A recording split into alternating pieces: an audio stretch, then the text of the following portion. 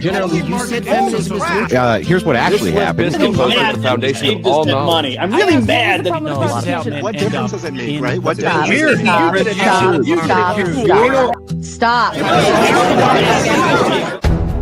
the deregulation of the industry is obviously going to cause more of that industry. And to lubricate the trust connection between people until they have enough. Yet we could still look at biological reality in determining who's a female, even if there are.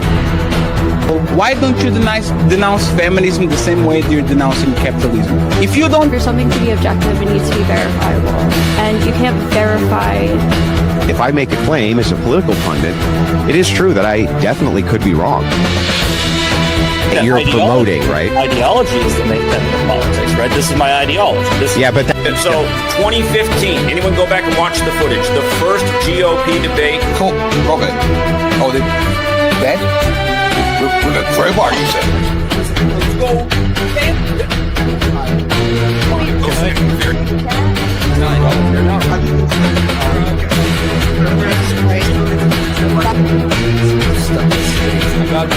I'm saying it doesn't.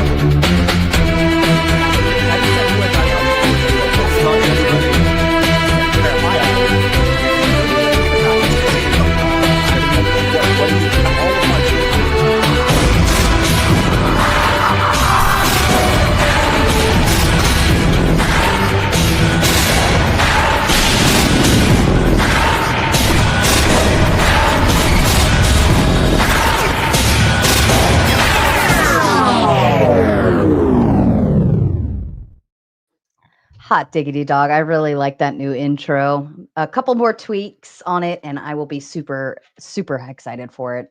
Ladies and gentlemen, welcome back. I am Sarah, the Raging Tomato, bringing to you another Moderator Monday on a Sunday evening. This evening, I have Wi-Fi Gospel and Mark Reid debating the question, secular humanism versus Christian ethics, which is better for society? I love this topic. We really get into the deep dives of moralities and ethics and all those things, and it gets me all excited. Alex, would you like to start with your opening statement, please? Absolutely. Thank you, Sarah. Thank you, Mark, for being here. So we only have 8 minutes for an opening statement. I just want to try to accomplish two things with my opening. First thing I want to do tonight is to show exactly why secular humanist ethics, specifically as described in the Humanist Manifesto 3, is not only inferior to Christian ethics, but it really can't even get on the court to play ball. No one can definitively tell me exactly what secular humanist ethics are. The Humanist Manifesto provides no actual ethical prescriptions. It reads more like a TED Talk than a moral framework. The authors openly state, quote, values and ideals are subject to change as our knowledge and understanding advances. Also, the life stance of humanism is guided by reason, inspired by compassion, and informed by experience. That means that the manifesto does not define right and wrong. It just affirms that people will decide right and wrong over time, and that those decisions will change. So what are we left with? A set of feel-good aspirations without any binding moral oughts.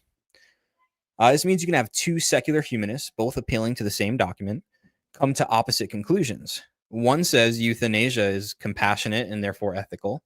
The other says it's cruel and devalues life.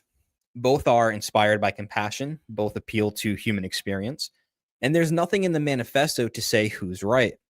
You can justify almost anything with compassion and experience: abortion, prostitution, even eugenics, depending on how you frame the outcomes.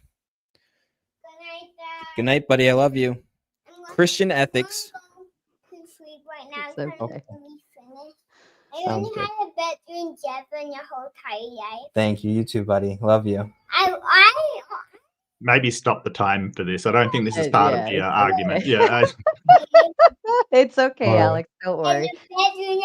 Sorry, one sec. It's okay. I've been there. Don't worry. All right, I'm ready. Thank you for precious. stopping the time. I love the interruption. Don't worry. Go ahead. Cool. Thanks. You can justify almost anything with compassion and Christian ethics doesn't give us a vague cloud of values. It gives us commandments grounded in the unchanging nature of a holy God. That's moral clarity. The Humanist Manifesto gives you a compass with no north. And you may be tempted to say, well, what about when two Christians have different interpretations of Christian ethics? In this case, we need a normative authority to interpret the scripture. However, it's a completely different issue than the one secular humanism has. In this case of the Christian, there is a prescription, and there is a correct and incorrect interpretation of that prescription. In the case of secular humanism, there is no prescription. And so what is compassionate to one is cruel to another. Christian ethics tells us exactly what it means to be compassionate or to love your neighbor.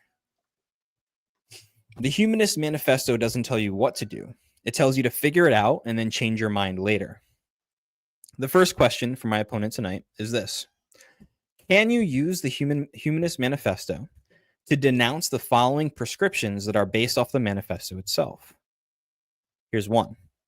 In every society, there exist demographic groups, whether defined by class, geography, or cognitive ability, that statistically contribute more to societal costs, crime, healthcare burdens, economic dependency, than they contribute in productivity or innovation to society. If data showed that sterilizing or even eliminating such populations would lead to a net increase in prosperity, happiness, and health for the rest of society, what principle in secular humanism, as articulated in the manifesto, would forbid such an action? If ethics are fluid and human welfare is the guiding measure, then isn't the logic of such utilitarian math inescapable? Wouldn't eliminating burdensome groups for the greater good be not only permissible, but morally commendable under a consequentialist humanist ethic? What in the Humanist Manifesto ultimately prevents such atrocities when they appear to work? Secondly, if hypothetically, Donald Trump and his political allies were to enact policies that essentially enslaved everyone except themselves, but raised the standard of living for every American, making households wealthier, healthier, and happier, and if these outcomes were verifiably positive by the standards of societal well-being and self-reported happiness, then on what basis, under Humanist Manifesto 3, could one objectively say it would be wrong for him to enact those policies? If societal values evolved such that benevolent authoritarianism, or even slavery, was viewed as beneficial for human flourishing, happiness, and health. Good night, buddy. Good night, Dad. Good night. All right, I'm live, okay, guys? Okay. Good night. Thank you. All right, good night. I love you. Buddy. All right, I promise that's the last one. I got 3 of them. Okay. That's okay. That's okay. Don't sweat it. They're always the priority. No worries. Absolutely. I appreciate that. All right. If societal values evolved such that benevolent authoritarianism or even slavery was viewed as beneficial for human flourishing, happiness, and health, what could secular humanism appeal to in order to say it's wrong? In other words, if the results are maximally positive and the values guiding ethics are changeable and pragmatic, then why couldn't mass enslavement be justified so long as it works? A worldview that says morality changes with consensus or outcomes cannot meaningfully condemn tyranny. It cannot meaningfully condemn tyranny, only inefficiency. Now let's get into the positive case for Christian ethics. When we look at the data across key areas, morality, family, charity, mental health, civic life, and political stability, Christianity consistently produces better results than secularism. Christianity gives society a stable, transcendent foundation for human duties and ethics, rooted in the nature of a just and loving God. Secular morality, by contrast, shifts with culture, public opinion, or government authority. If society defines right and wrong by consensus, then things like eugenics or grape are only wrong if enough people say so. Christianity says they're wrong always because morality comes from God, not man. A society that can't replace itself will collapse. Secular countries like Japan, South Korea, Germany, and Canada have fertility rates well below 1.5, well under the 2.1 replacement level. By contrast, church-going Christians average 2.4 to 2.6 children per woman, even in Western nations. Religious populations grow, secular ones shrink. And there's a study by the Pew Research that shows that religious people and secular people, when they're in more religious countries, they actually have more children. Christians consistently give more and help more. A meta-analysis of 77 studies found religious people were significantly more likely to donate time and money, even to secular causes. In the US, weekly churchgoers give 3.5 times more to charity than the non-religious. They're also more likely to volunteer, even for non-religious organizations. Christianity commands love of neighbor, care for the poor, and self-sacrifice, not just empathy, but action. Religious belief, especially Christianity, protects mental health. A Swiss study of 3.7 million people found those with no religion were more than twice as likely to unalive themselves than Christians.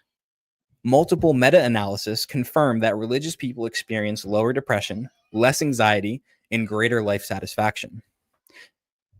Across every category, moral grounding, family sustainability, generosity, mental health, and peace, Christianity outperforms secularism. The data is clear. Christianity makes societies thrive. Thank you. Thank you, Alex. And Mark, I believe you wanted to share screen, so feel free to pop it up on backstage when you need to. I did, yes, just 1 second. Sorry, I probably should have done that while Alex was talking. Just one That's second. okay.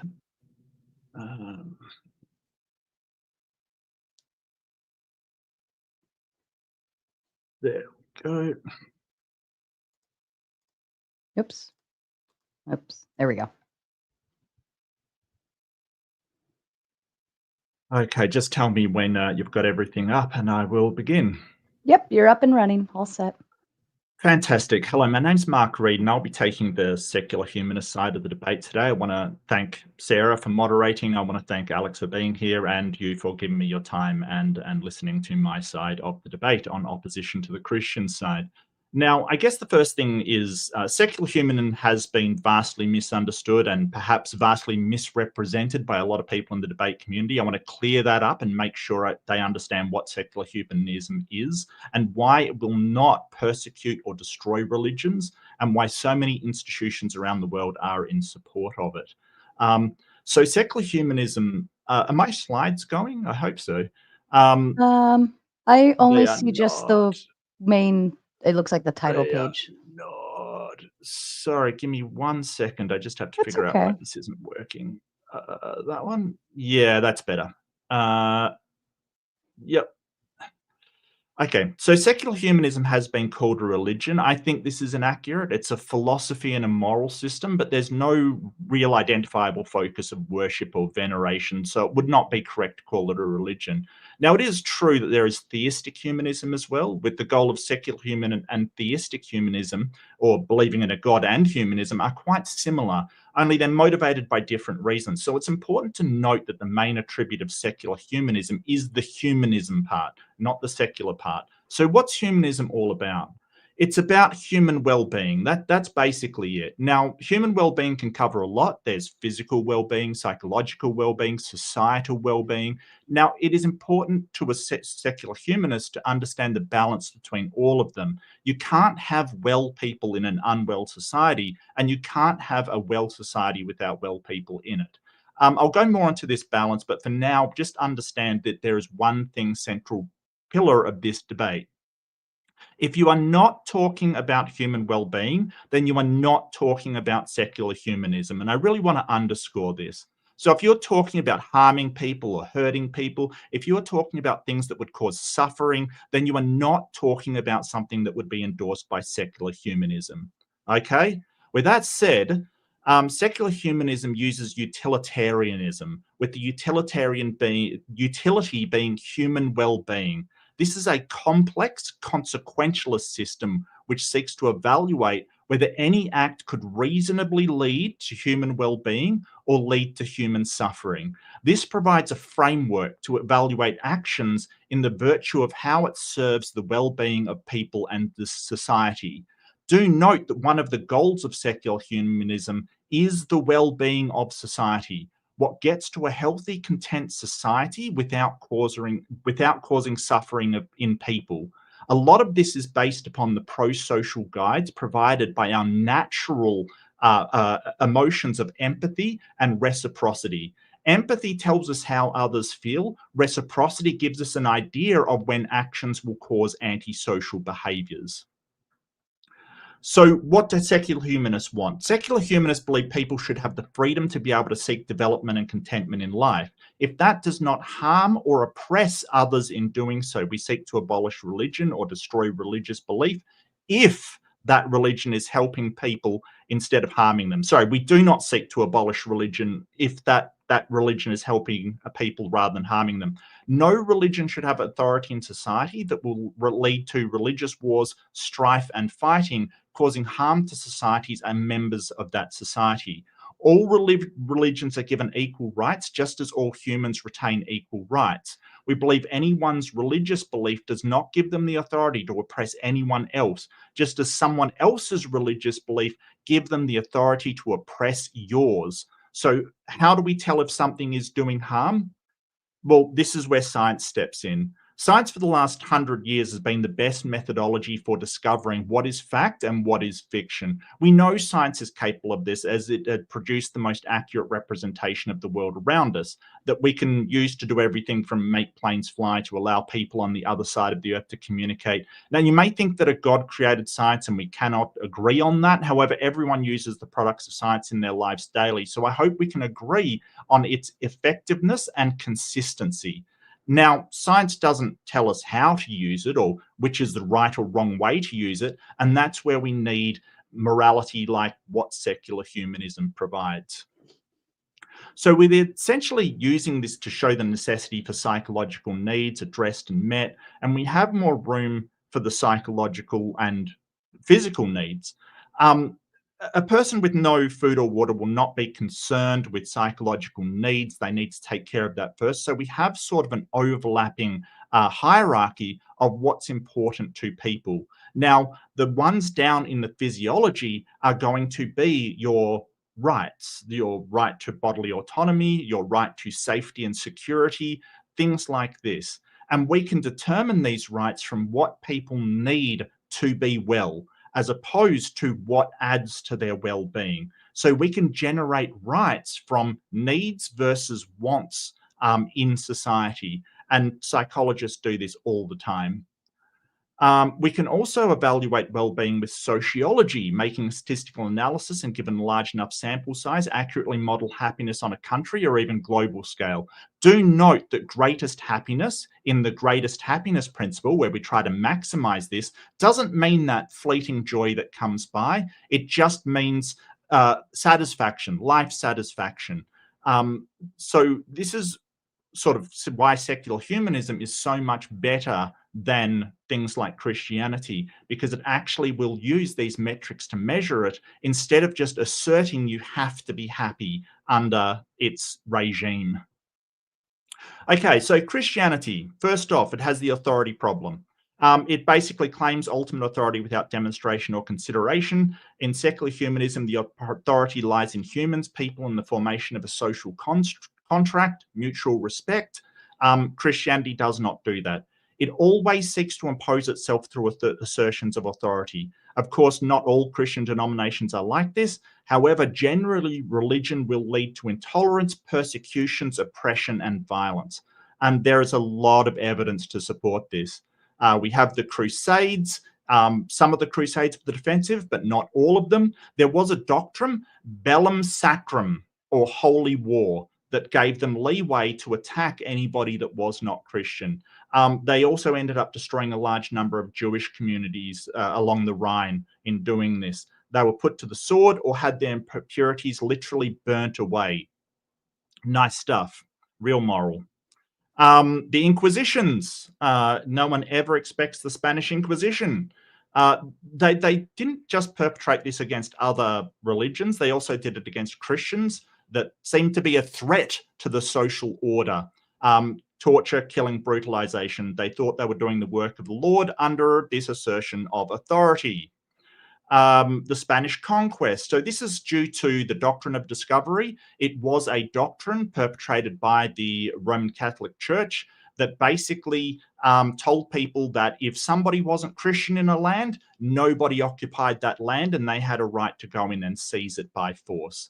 Lovely Christian morals right there. There's a denomination problem. That's the second one. Though Christians cannot agree on which denomination is right, and if they're left to their own devices, they will inevitably end up fighting among themselves.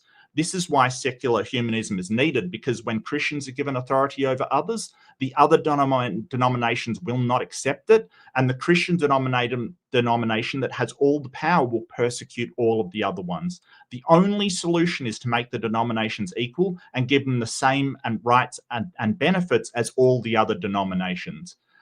In this way, there is no problem of differing divine authority in the question of who is the true Christian or who is the right Christian. And we have some examples of that. The Chalcedonian Schism. This was when the papal attacked the Eastern church and basically led to an incredible amount of persecution.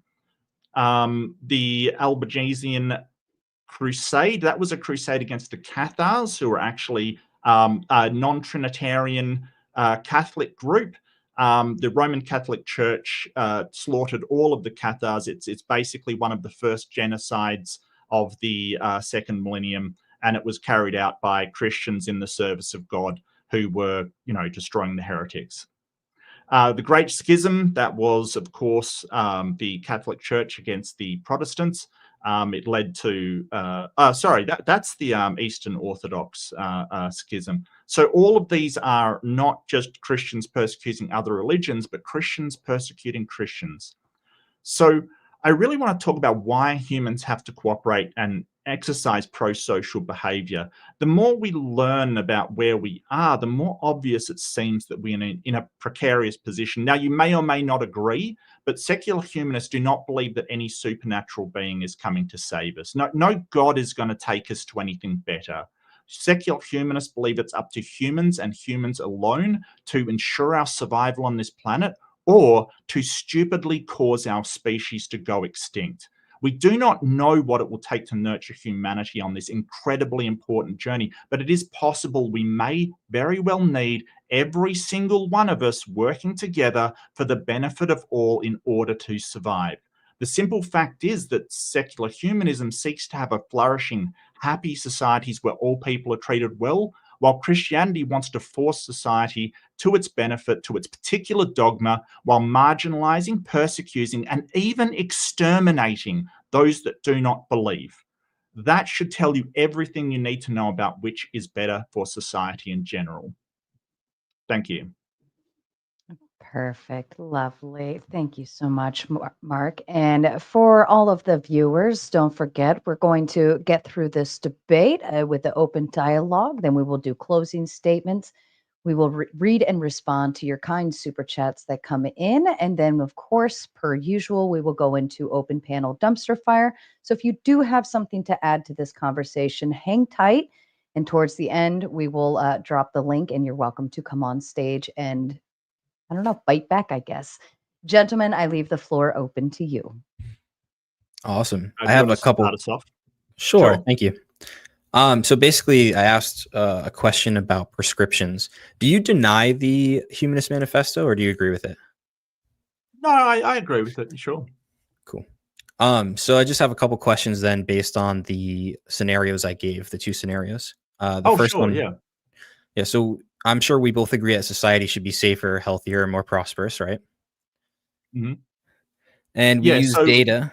Okay. Well, you brought up like what would stop humanists, like what in the Humanist Manifesto would stop this. In the Humanist Manifesto, it talks a lot about the dignity of people and freedom, basically liberty in order to enjoy our lives. So I don't know like what you understand about the Humanist Manifesto, but I don't see how you could enslave people or do any of the things that you're talking about and still have dignity and freedom to live your life. Well, basically, you said it's based on utilitarianism. So if yes. So if the util was that society was thriving, that everybody was thriving, then their freedoms, we could stomp on a little bit of freedom for that, right? What's the utility?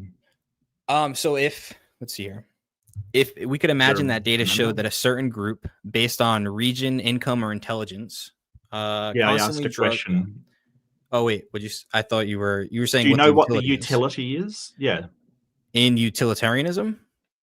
Well, utilitarianism doesn't tell you what utility they're using. It's just that they Right. prioritize a utility. So I'm asking if you know what utility secular humanists are prioritizing. The overall well-being of human society.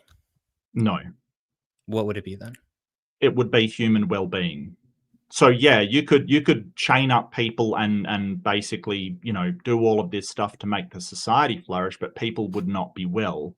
And as I put it in my introduction, there's got to be a balance between people being having their well-being seen to, and people, the society having its well-being. So basically what I put across was that we have a hierarchy, and this was all in my introduction, of these certain rights we can give people based upon what people need to be well, right? So you've got a hierarchy of things like physiological needs, like food, water, shelter, things like that, physical needs. You've got psychological needs, which are things like love, belonging, and this is all understood very well in psychology and sort of neurology. It's not unknown. You have higher things such as at the very top you've got sort of development, right? Like being able to be fulfilled, like having some kind of goal and being the best person you can be. Self-actualization is what it's called. So we can sort of say, hey, these are the basic rights that we need to be well because we know what they are. And then we can say, hey, as long as you're doing no harm, then you can go for other things. But this whole thing about, well, if you enslave people, you will have well humans.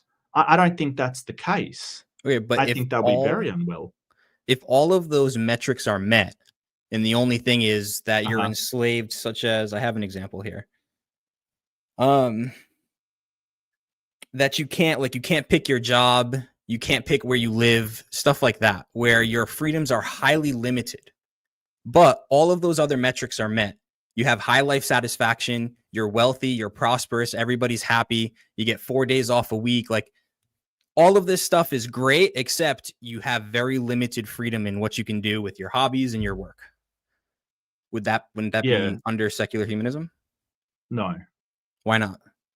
Because we need, when you take into account self-actualization, it isn't necessarily you're trying to equate what we call happiness, or the maximal happiness, with pleasure, and that's not the same thing. It's not your temporary joy. It's not your in the future, like you just getting some kind of enjoyment from something. What we're talking about with the greatest happiness principle is your overall life satisfaction, right? And that doesn't necessarily mean days off, as you put it. Like that's incidental. Each person can choose for themselves what they think is their self-fulfillment. As long as they're not harming others, then that is the way that we go. That is the way that we maximize happiness. So and by happiness, I don't mean temporary short-term enjoyment of something. I mean life satisfaction by that. Right. And how do you measure life satisfaction? With science, as I put it in my thing, we can measure that using a variety of tools to say, hey, we can measure sort of. It's interesting because one of the things you sort of said was that Christians give more to charity and things like that, and that's an interesting study, which I think is a bit misleading because Christians give a lot more to their churches as well, and that sort of skews the study. But it is true that they give more. But another study says that Christians only give more to other Christians. It's in fact atheists who will give charity and do things for people without knowing or caring whether they're Christian, Muslim, Hindi. They will give more to what's called their out group more than Christians. So I just want to get back to the life satisfaction thing, so that's a different point. Sure. So if I tell you that I'm satisfied with my life, you wouldn't believe me? What do you mean? So everything, my job, whatever I pursue in my life satisfies me. Why wouldn't I believe you? All right. So it's a self-report. So if everybody self-reports that they are highly satisfied with their life in this scenario that I gave to you, why would that go against secular humanism? If everybody reports that they're satisfied with their life, would they be satisfied with their life? Seems like it. So if you couldn't go and see your friends, if you were restricted in what you worked, if you were restricted in such a way, you would be satisfied with that? In this scenario, it's a hypothetical. In this scenario. So in this scenario where you've changed the entire idea of what human nature is and how humans behave, you basically are saying, well, if you're satisfied, why couldn't it be that way under secular humanism? In this hypothetical, if these people are satisfied without having the freedom to do certain things that we have the freedom to today, but report life satisfaction, then would it be against secular humanism? Yeah. How? Because we understand what makes life satisfaction. And you could say, hey, I'm satisfied under that. But somebody would go, well, would you be more satisfied if you also had these freedoms to go wherever you want and do whatever you want to do? And they probably would be, wouldn't they? Well, if the data showed, again, this is a hypothetical. So if the data shows that people have more life satisfaction under this benevolent authoritarianism regime, then that would be the more secular humanist regime, right? So you're basically saying that if you make data up, because we know that people are not more satisfied under... No. You're saying if they were, right?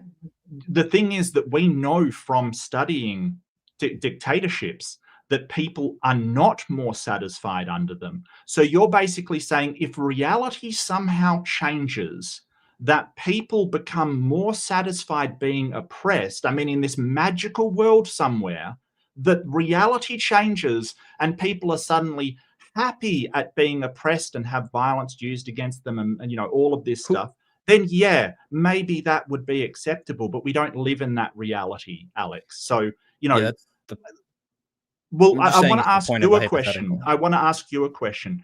If your God commands you, or you believe that your God commands you, that those people should be oppressed and in that situation and enslaved, isn't that the moral thing to do? In a world where God would be that way, yes. What wouldn't that be this world? No. Well, what's the rules for slavery in the Bible then? Exodus 21. So we can definitely go down that, right? So what does it say? Okay, well, let's go down that route. What's the verse say? Look, if you're talking about the manifesto not having, you know, sort of clear rules that you're not allowed to enslave people, let's talk about the Bible having clear rules. Well, it's just a two quote, but I'm willing to go down. Let me finish. Having clear rules about literally how much you're supposed to beat your slave. If they don't die in a couple of days, then you're not punished at all for beating your slave. I mean, tell me if I'm wrong. Well, in the same way that if a prisoner in our prison systems, I'm not exactly sure how that works in Australia. I'm guessing it's similar to the US. If they disobey the prison guards, they get beat into submission, correct? It doesn't say anything about disobeying. Why would they get beat then? Well, because if the master beats their slave and he doesn't die in a couple of days, then they are not to be punished for beating their slave. Well, there are other prescriptions as well, such as if you harm them, like if you damage their eye, for example, they get to go free. There's also other prescriptions that say if your master is not treating you well, you can flee, and the Hebrew next to you has to take you in because of your master beating you. No, we can go to those verses. Yeah, that's literally in there. We can go to them. Well, what amazes me with let me finish. Now. Okay. You're saying that in the Bible we have this: you can beat your slave, you can own slaves and beat them. So that's the same exact thing you can do under secular humanism. There's nothing in the manifesto that says that you can't do that. Well, yeah, it says to respect the dignity and the freedom of people. So I don't see unless they're a prisoner. Excuse me, do you not understand that, like, when the manifesto says, hey, we uphold the dignity of humanity and the freedom of people to live free, that is in direct contradiction to slavery, while at the same time you're saying, well, it's got rules for beating your slave, but feasibly that could happen under secular humanism. when secular humanism's pronouncements are just in opposite to what you're saying. So is secular humanism completely opposed to prisons? Yes. Oh, okay. So what do we do with criminals then, Mark? Rehabilitative. And how do we rehabilitate them? Do you mean prisons as in the style you're talking about, where people are beaten all the time? No, American prisons. American prison. What? So yeah. You think that a privately run prison that makes money from sheltering people and working them on, almost criminally low wages is a moral thing to do? So now here's the thing. In a prison system, No. Answer the question. I am answering the question. In that specific prison system, I'm not saying everything that's done there is moral, but you said working them at extremely low wages. How do you think a prison system can afford to open? They either have to take money from other people via taxes, or they have to have the criminals work. Now, I don't know about you, but if you commit a crime and are duly processed and you're a negative effect on society, I want you to work in a prison system, till your own land, get your own food, make your own clothes. Yes, I don't want to pay for that after you have a negative onset of society. Now, is it always a perfect way? Can we always do that? No, that's why we pay taxes, to have these systems in place. Oh, how very moral of you. Okay, so the way I basically see it, you don't think criminals should work for their own food? Excuse me, I'm actually in the middle of talking. Well, Alex. you've had your say. You've had your say. Stop. Yeah, but you just stop. You Alex. How moral of you. I needed Alex. Let's get through the. Let's let Mark get through the point, and then Alex, you can most certainly get back to where you left off after that, if you want.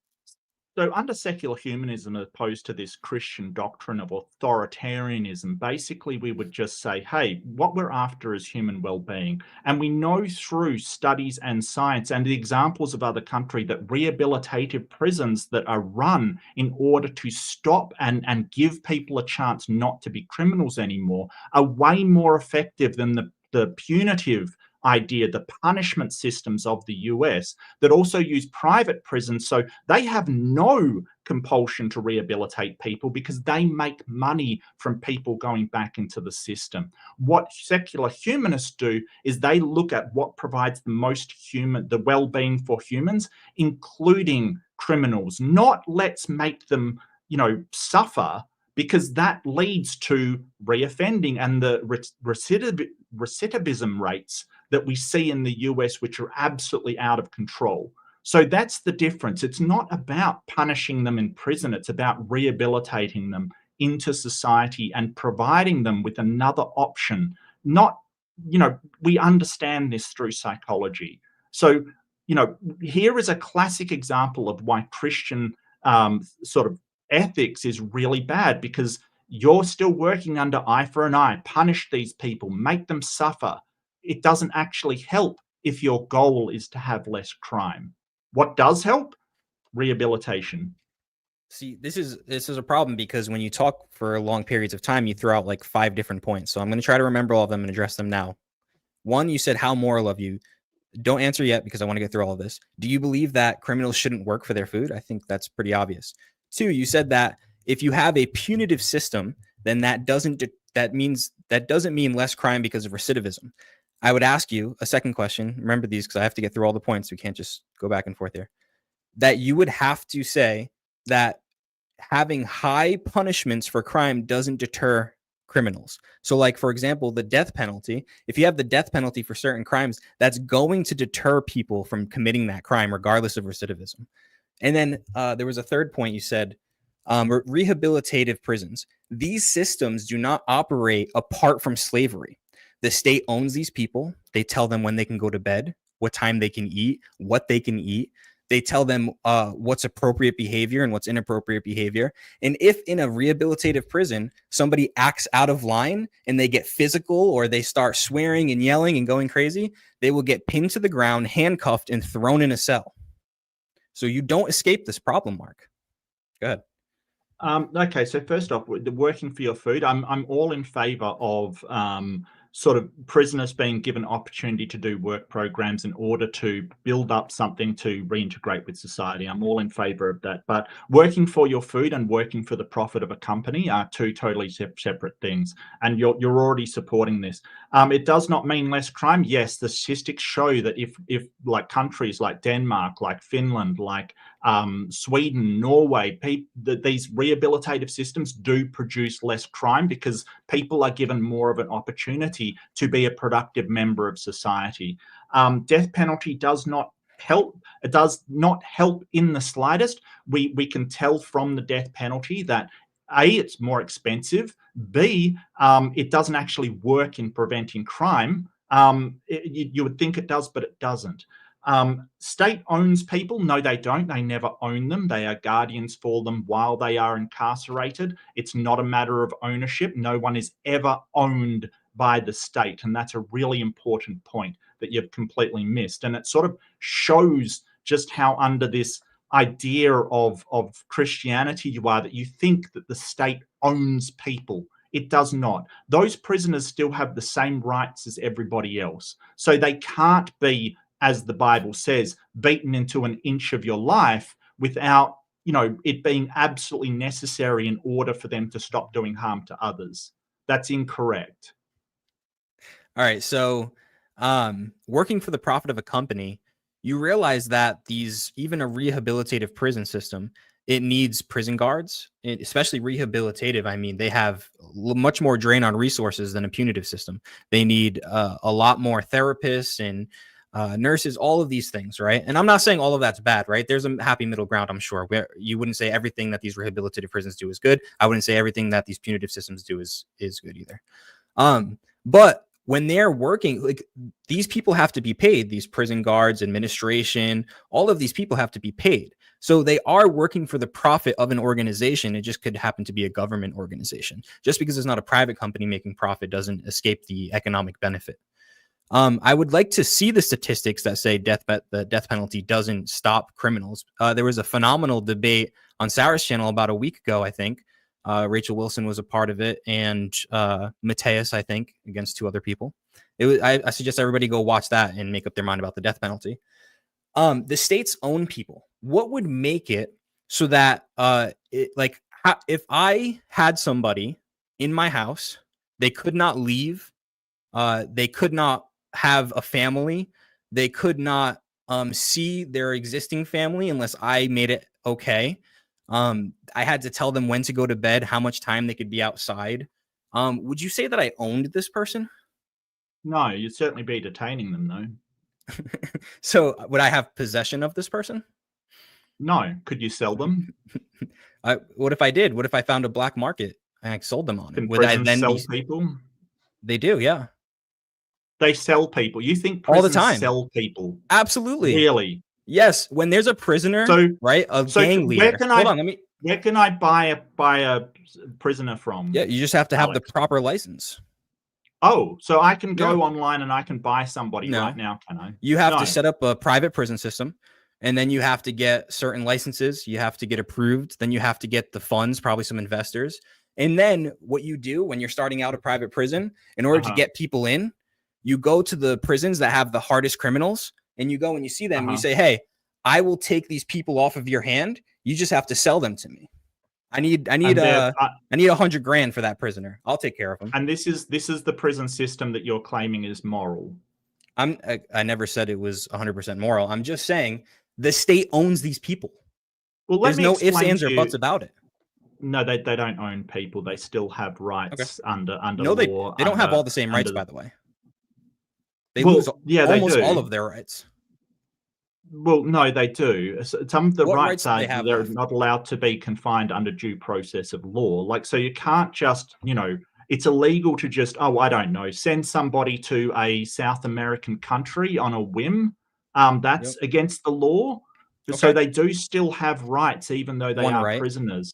Can I just point out that this all came from basically me protesting at all of this sort of slavery in the Bible, and you pointing out that the prison system is basically this moral system like the Bible.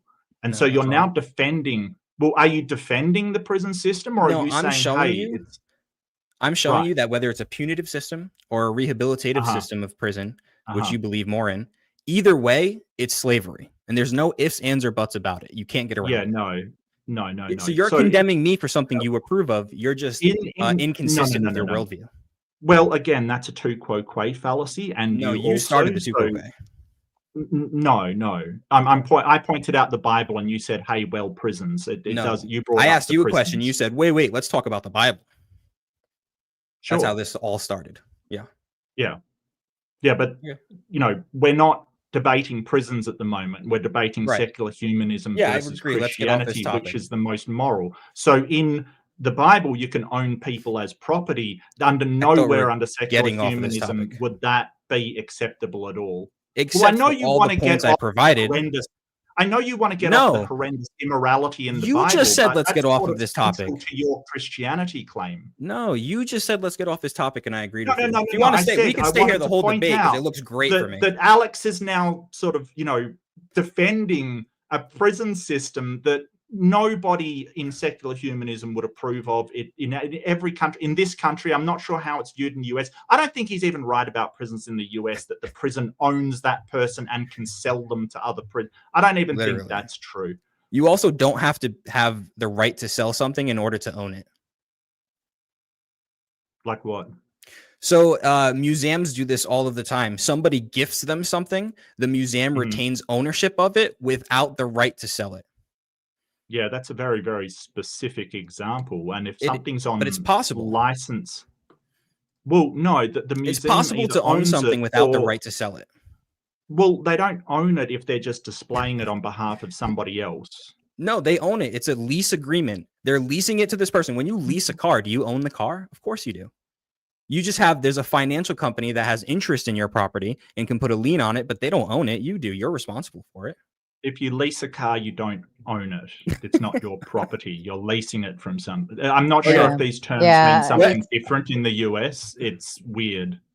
Yeah, but leasing is not owner. It'd be like renting an apartment and trying to say you own it. Like, you still have accountability and responsibility to take care of it while it's in your care or, on your person or whatever. But outside of that, you don't have ownership. Okay, so if you finance the vehicle, you own it. Well, yeah, but then you've gone into debt for it. You actually have paid for it and you own it. So when you have, but there's also somebody who, like, you can't sell that vehicle. You can give it back to the no, you can't. You can give it back to the lien holder. So that's not selling it. The lien? When did we get into liens? When somebody, I think you are so confused, Alex. Hold on. I think you are too, Alex. So if I own a vehicle and let's say I have a loan out on it, I can sell that car all I want and still owe on that debt, right? So I could still. It actually can vary state to state, but yes, I can. In most cases, you have to have the permission of the lien holder to do that. No, it's not a lien. Okay, Alex, stop talking about law. Finance I'm trying to make a point about ownership. No, Alex. A lien is a legal obligation that's been settled in court that you owe somebody money. That's a lien. No, right? Dude, when you buy a house, the mortgage company puts a lien on your property. That's how it works. The lien comes from going into like default. That's saying like the lien on your house. There's a financial interest. There's a financial interest, but you cannot sell the house without the permission of the lien holder. I've on never, the title company. There's a lien from the title company. Maybe this works differently in your country than in mine, but in my country, if you take out a loan and you get a house and you can sell the house, if you get the money from the house, you don't have to do it on the loan, but it's probably a good idea. Like I've known people who have bought a property, it hasn't worked out for them. Banks would not loan money that way. No bank. Can I finish? They have sold the property because it's no longer feasible to develop upon it, and they have paid off the loan with the money that they've recouped plus some of their own to cover the expenses. This is how property basically works in loans. But maybe it works differently over there. I don't know. They had to pay it off. They wouldn't just pocket the money. Like if you sell a house for $500K and you owe $400,000 on it, you have to pay that 400 grand. You can't just pocket it. Yes, but even if like I don't know if I really want you to go down the semantics. I don't know if you like comprehend all of how it operates, but yeah, you still owe. I could still like it. Essentially, if I'm selling my house, I'm probably buying another. Therefore, I'm going through the mortgage company, and I like in order to get that other big mortgage, I'd have to be able to pay. And there's like all of these different roundabout ways of doing things, but It goes through a title company. And the title company has to fulfill the obligations. Well, you're talking about ownership, and I'm making examples of ownership. I know, but I don't think this type of ownership necessarily follows through on the argument, and I don't think it's really the direction you'd want to go in that, because this started with the idea of selling humans, right? Yes. And I think that I think that you're kind of off the mark going down the path of leasing vehicles and selling homes. All right, I shouldn't have said lease, but if you finance the car is the point that I was making. Okay, Yeah, well, but- let's put it aside because I'm not great with finance, but I think you're worse, Alex. I don't think you're right. I mean, So- everybody can fact check this and see I was Yeah. exactly right, but I'm okay with that. Okay, for sure. So you sort of pointed out that values and ideals change in secular humanism, and you're correct. I do see this as a strength as we learn more about the world around us, as we learn more about what makes people well and not well. Why wouldn't updating our information, like if we find out, say, lead is harmful, for instance, why wouldn't we then update what we ought to do via what we found out about these things? Right. So I would agree that in that situation, like we paint houses with lead, we see lead is harmful, we stop painting houses with lead. We actually make laws against it so that people who own their properties can't use what they want on their properties for the safety of others, right? But it's not an issue of a moral change. The morality behind it is don't use harmful chemicals to paint your house. We don't know that lead is a harmful chemical. We find out it is, and it goes into that same moral category. So it's not a change in morality. Where in the Bible does it say? Well, it is a change in morality. It's basically not. what we ought to do. Well, yes, and what we ought to do and what ought not What's- to do. Where in the Bible what's the does it morality say change? change what you do based upon the well-being of others, or any kind of change? Well, for example, there's the general equity of the law. There's a law that states that you need to build a fence around the top of your house. This was because people hung out at the tops of their houses and they wanted to protect people from falling off of the house, right? Because there was all sorts of liability issues. Obviously, people get hurt, they would die. Well, I asked where in the Bible. Then I'm telling you an answer if you don't want to Okay. interrupt me. Yeah. And so in this situation, we don't have rooftops that we hang out on. So where does this apply? Well, now we have something that they didn't have back then. Maybe they did, but pools, right? So now the law applies in a different way, just like you said. We have this new technology, or we find out this new information about lead paint. We change our law based on it, but it's not a morality change. The morality was already there. Don't use harmful chemicals to paint your house. Now, in the same way, don't make it dangerous for people who are hanging out in your house on the rooftop, or, for example, near a pool. Put up a fence around your pool. Yeah, but none of that tells me where you got this morality from Christianity. What do you I mean? mean, I can I just say, said that. hey, well, it is a moral. It's always a moral question of whether we ought to do something or whether we ought not to do something. That's always a moral question. Like, what is your definition of morals, Alex? What is your definition of morality? Well, in this sense, like I can give you my Christian definition of Christian ethics. Christian ethics is the study and practice of right living based on the character, commands, and redemptive work of the triune God revealed in Scripture and applied by the church. Yeah, so I guess the point I'm making, and that you didn't reference the Bible. It's there, not always a moral. Is that Alex, please? So what You the point made a that I statement am that was false. making? Well, I don't care. You can disagree with it, but let me speak, because you're just interrupting me now, which is kind of rude and obnoxious. So the idea of ethics, right living based upon the commandments of the Bible kind of thing, what I'm pointing out to you is there's certain things that we would say, hey, right living is something extra, right? That we shouldn't say, turn our music up loud or do all the stuff that's not in the Bible because circumstances have changed over time. And while I'm saying, hey, it's good that secular humanism changes over time because there's things that were not addressed in the past, you're sort of saying, hey, yours doesn't change. But I'm pointing out that you must have got this from somewhere, and it certainly wasn't the Bible. So where does it come from? Got what? What specifically are you talking about? Okay, it's like pools, for instance. Like you shouldn't fence in a pool. You didn't get that from the Bible, I can guarantee. I told you exactly where I just got it from. It's the general equity of the law. And this is where the normative authority of the church comes in with church councils and canons. And they go through these things. And if something is a big enough moral issue, they will, during a council, have canons on how to address this. A random one was that a priest should not be riding a horse. Well, that was at a time where a horse was a luxury item. And they didn't want priests to be flaunting luxury around the common people because it was like boasting, right? So in this day, you could say, well, priests shouldn't be driving around Lamborghinis, right? It's the same moral law. It's just there's different technology and there's different resources that we have to be aware of. Well, I would ask what church is a normative authority, because there's certainly preachers That's a completely different around. Excuse me, Alex, seriously, stop interrupting, man. It does not make you look good. There's a lot of pastors driving around.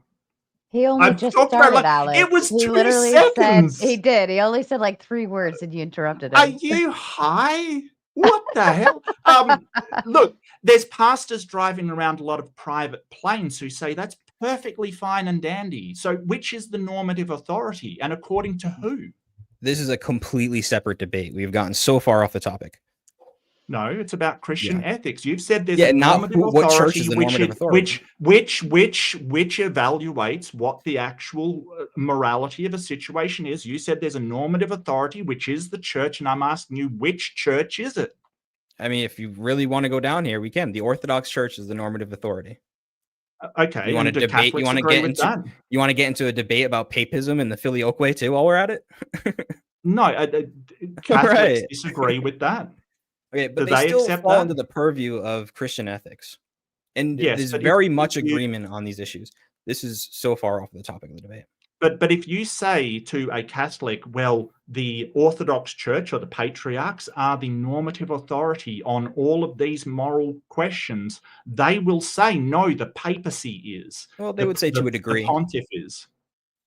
To a degree? What do you mean by to a degree? Again, because this is so far off of the topic of the debate. Rome sees Eastern Orthodox as in communion with them. So they grant them certain authority, such as administering sacraments. Oh, so the papacy grants them authority. So they're the normative authority. You have, this is so far away from not only the topic of the debate, but what you're able to debate. So I do not want to go down there. Let's go back to the act, because one, I'm not even I didn't start down this track. Yes. I asked you. I asked you what happens if they change over time, and you said that the church was the normative authority. And I asked which church, because there are many, many churches out there. And now you're debating which church it is. You said it's Eastern Orthodox, and I'm saying, hey, there's the majority of Christians would disagree with you. So how is it normative? And who's the normative authority in secular humanism, Mark? Scientific consensus. Oh, and scientific consensus changes, right? So which scientific consensus is the right one? Is the scientific consensus that the jab was good? Is that the one that we should go with? Or is it the one that says the jab was bad? And who decides that? The Mark? Consensus of scientists. What do you mean, Mark? Me? Well, there is no consensus. No, it's a consensus of the experts in the field, and that's how science works. The experts that you like. Well, no. I mean, I don't choose who the experts are. So there aren't experts that are against the jab? Which are experts in their field that will advise on the best way, like what actual reality is. And I covered this in my introduction. If you want to put religion up against science for figuring out things about the world, real things about the world, I am happy to take that fight. I would like to maybe ask you, what discoveries about our world has your religion made in the last 2,000 years? Almost all of them, but anyway. I mean, I don't exactly know the specific, but literally 90% of the scientific discoveries were done by Christians over the last 2,000 years.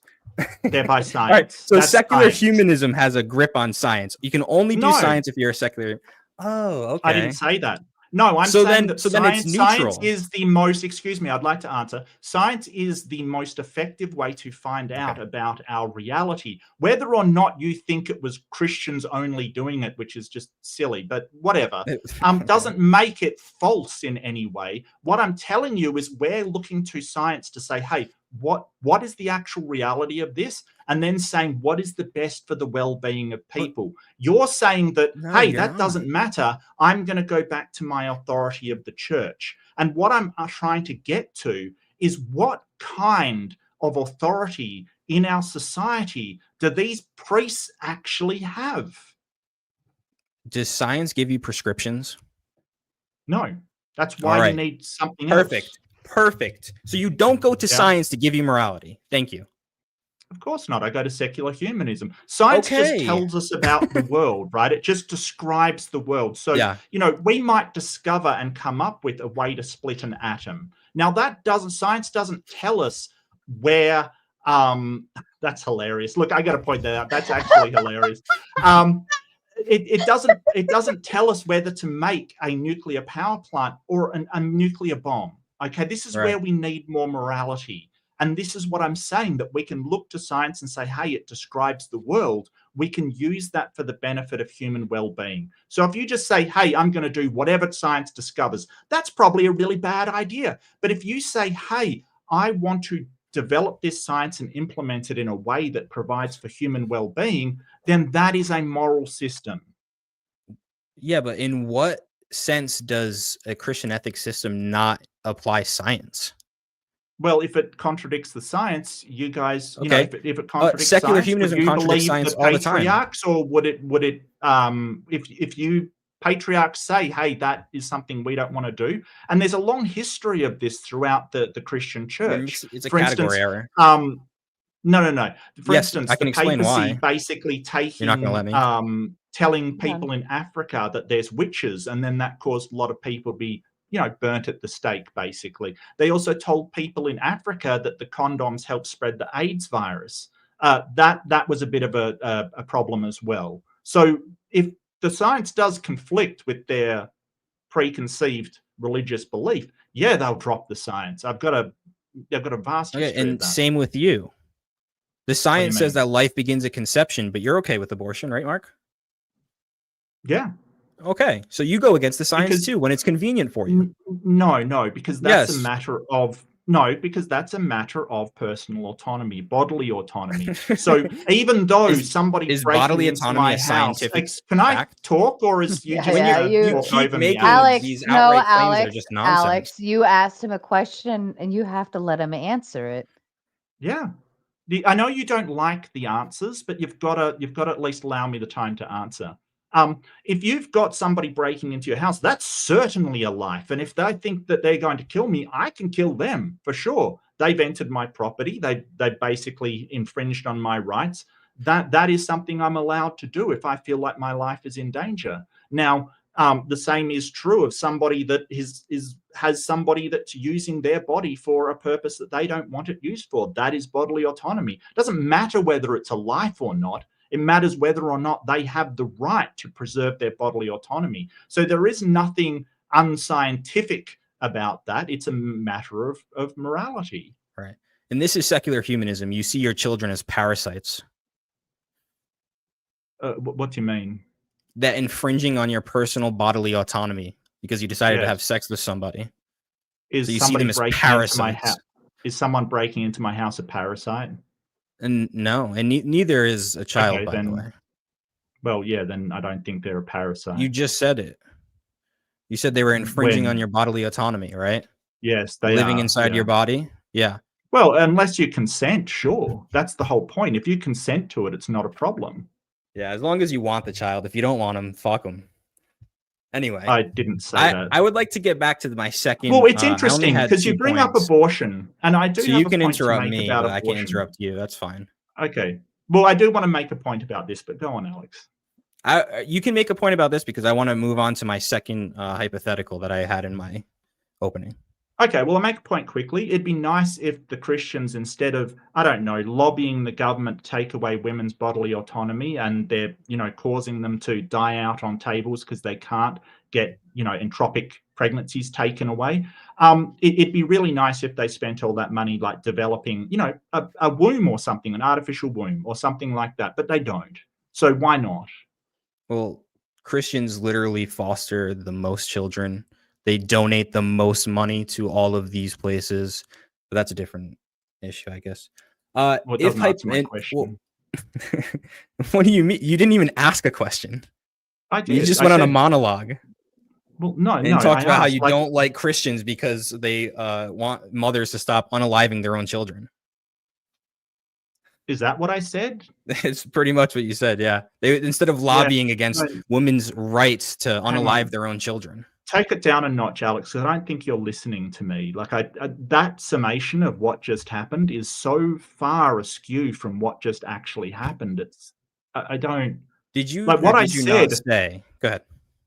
What I said was that Christians spend all this money trying to lobby and stop people from having their bodily autonomy, Yeah, but they go on. put absolutely nothing into developing like an artificial womb that would address the problem. Why not? Why don't they put all of that money into developing something that would address the problem?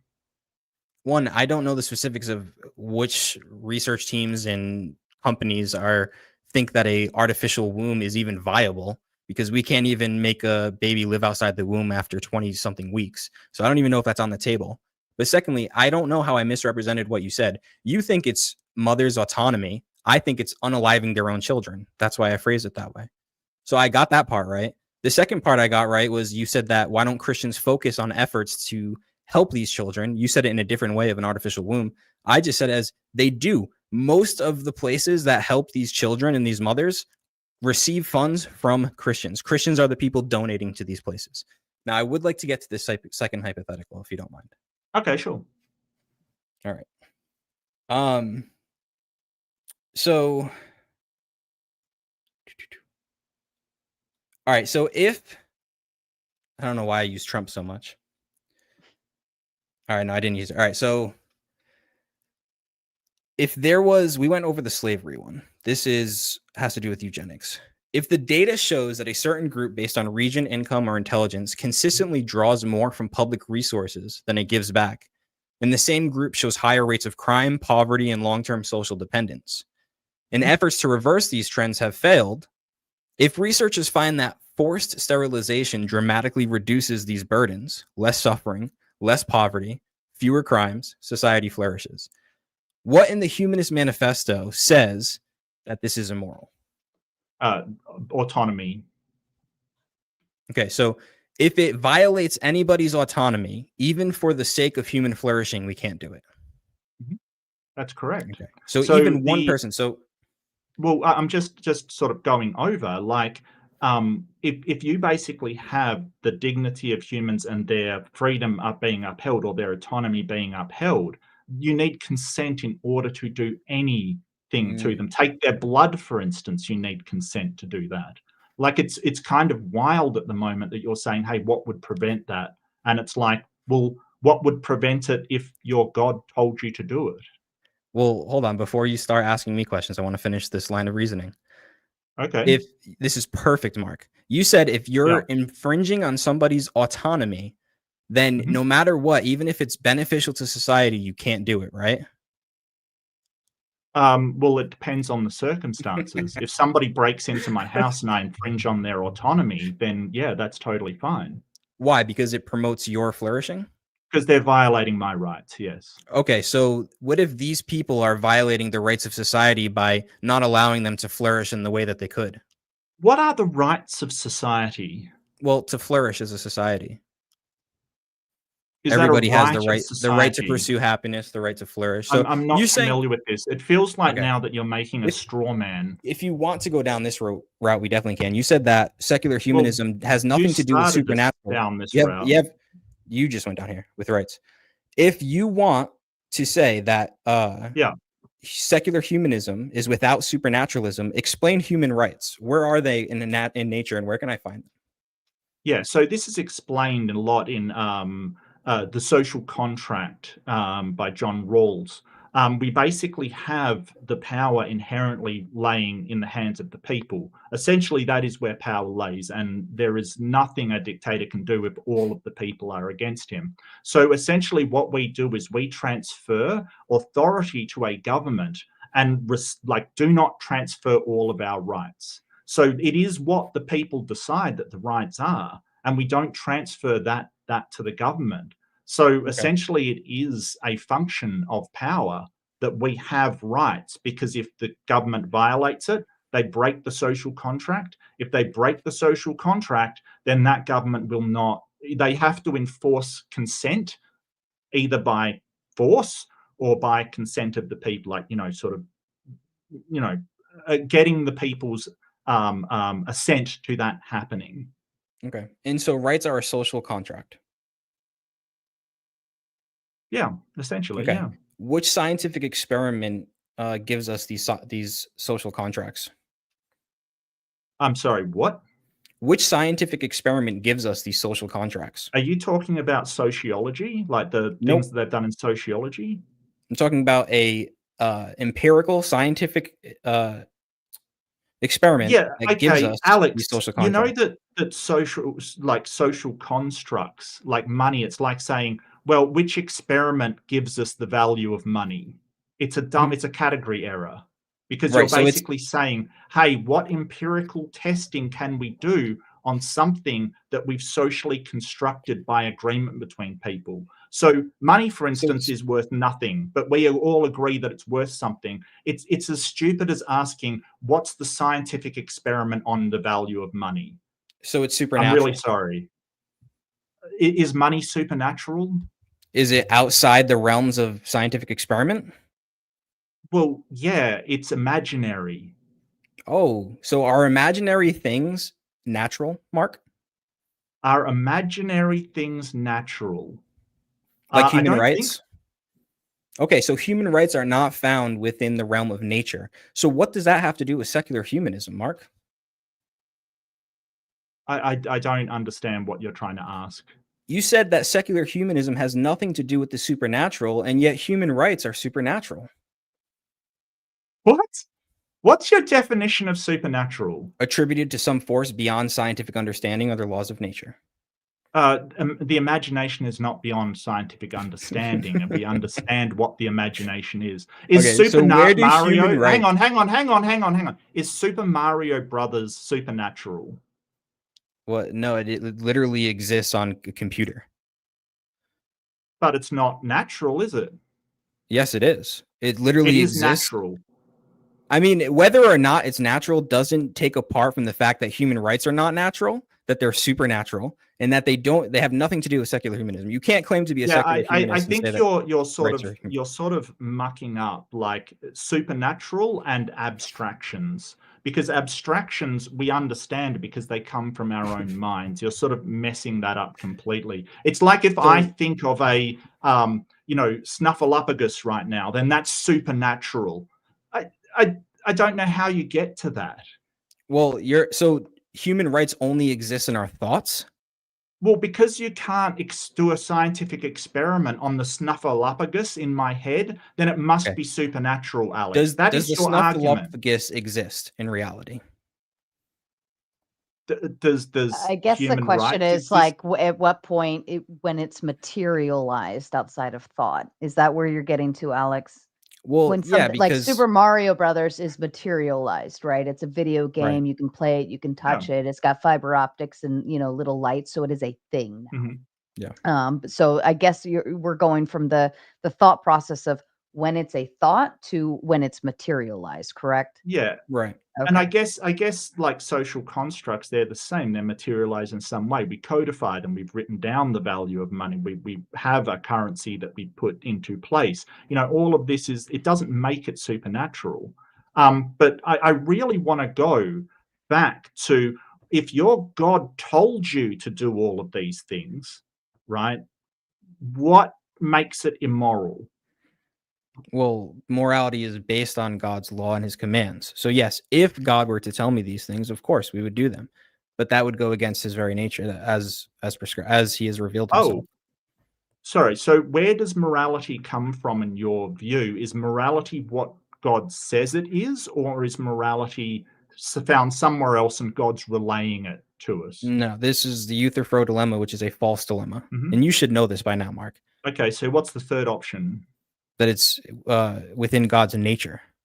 Okay, so it comes from somewhere else. So you're saying that God that morality follows God's nature. That's where you get your moral command, like preachments from. That's what you So do. good has an ontology. God is good. Now, evil does not have an ontology. It's a privation of good. Okay, that's not what I asked. Does That's your what I- morality follow God's nature? So the moral laws are based upon God's nature. Now, Right. I don't follow the moral laws exactly. I don't know what you're asking. And does God do things in his nature? What do you mean, does God do things in his nature? Well, as far as I know, everything acts according to its nature, right? I'm not exactly sure what you're saying. Well, Like, yes, I act according every to my one of nature. God's acts is in line with his nature. Sure.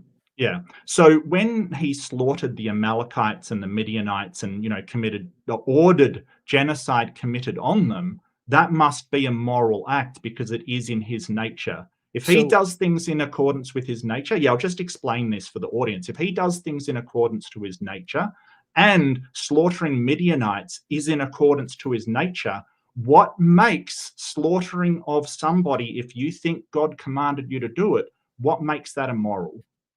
So first off, it would be moral, and look, there's justification for these things. Do you think that there is no way in which there could be a justification for the slaughter of a people? Oh, no, give us the justification of genocide. Go for it, Alex. Okay, let's say Enjoy. there was a group of men raping all of your family members. Do you think the slaughter of them would be justified? Of my family members? No. Yeah. Oh, you don't. So you would just let them do it. That's awesome. My family members. Because don't Yeah. forget, the justification for the Midianites and Ebonites and all of the other tribes that were slaughtered is that they were doing unclean practices and sacrificing their children. But don't forget, they killed everybody, including the people That's that not they were, true. that come along. Are you serious? This is hyperbolic language, and later in the chapters, we see that these people were not all killed. They survived. They were still there. They kept in one of the slaughters, they were told by Moses to go back in because he was angry they hadn't slaughtered everybody, and he said kill everybody, including the animals. I don't know how they could be evil, but apparently so. And another one, they were told to slaughter everybody except for the young girls who had never known a man, and those would be taken back to the tribe of Israel for pretty obvious reasons. No, not pretty obvious reasons. Why don't you explain to us, Mark, while you butcher the Bible? Go ahead. Give us your interpretation of this. What are the obvious reasons they were taken back for? Why don't you explain to us in the audience? Well, they were shared out between the tribes. And where does that given to the church? As what? As what? As slaves. Slaves for what? What did they do? What do you mean? Like, what are you implying here? Flesh it out. Well, I think that the implication there is because they had never known a man, that was the deciding factor whether a young woman would be killed or not be killed.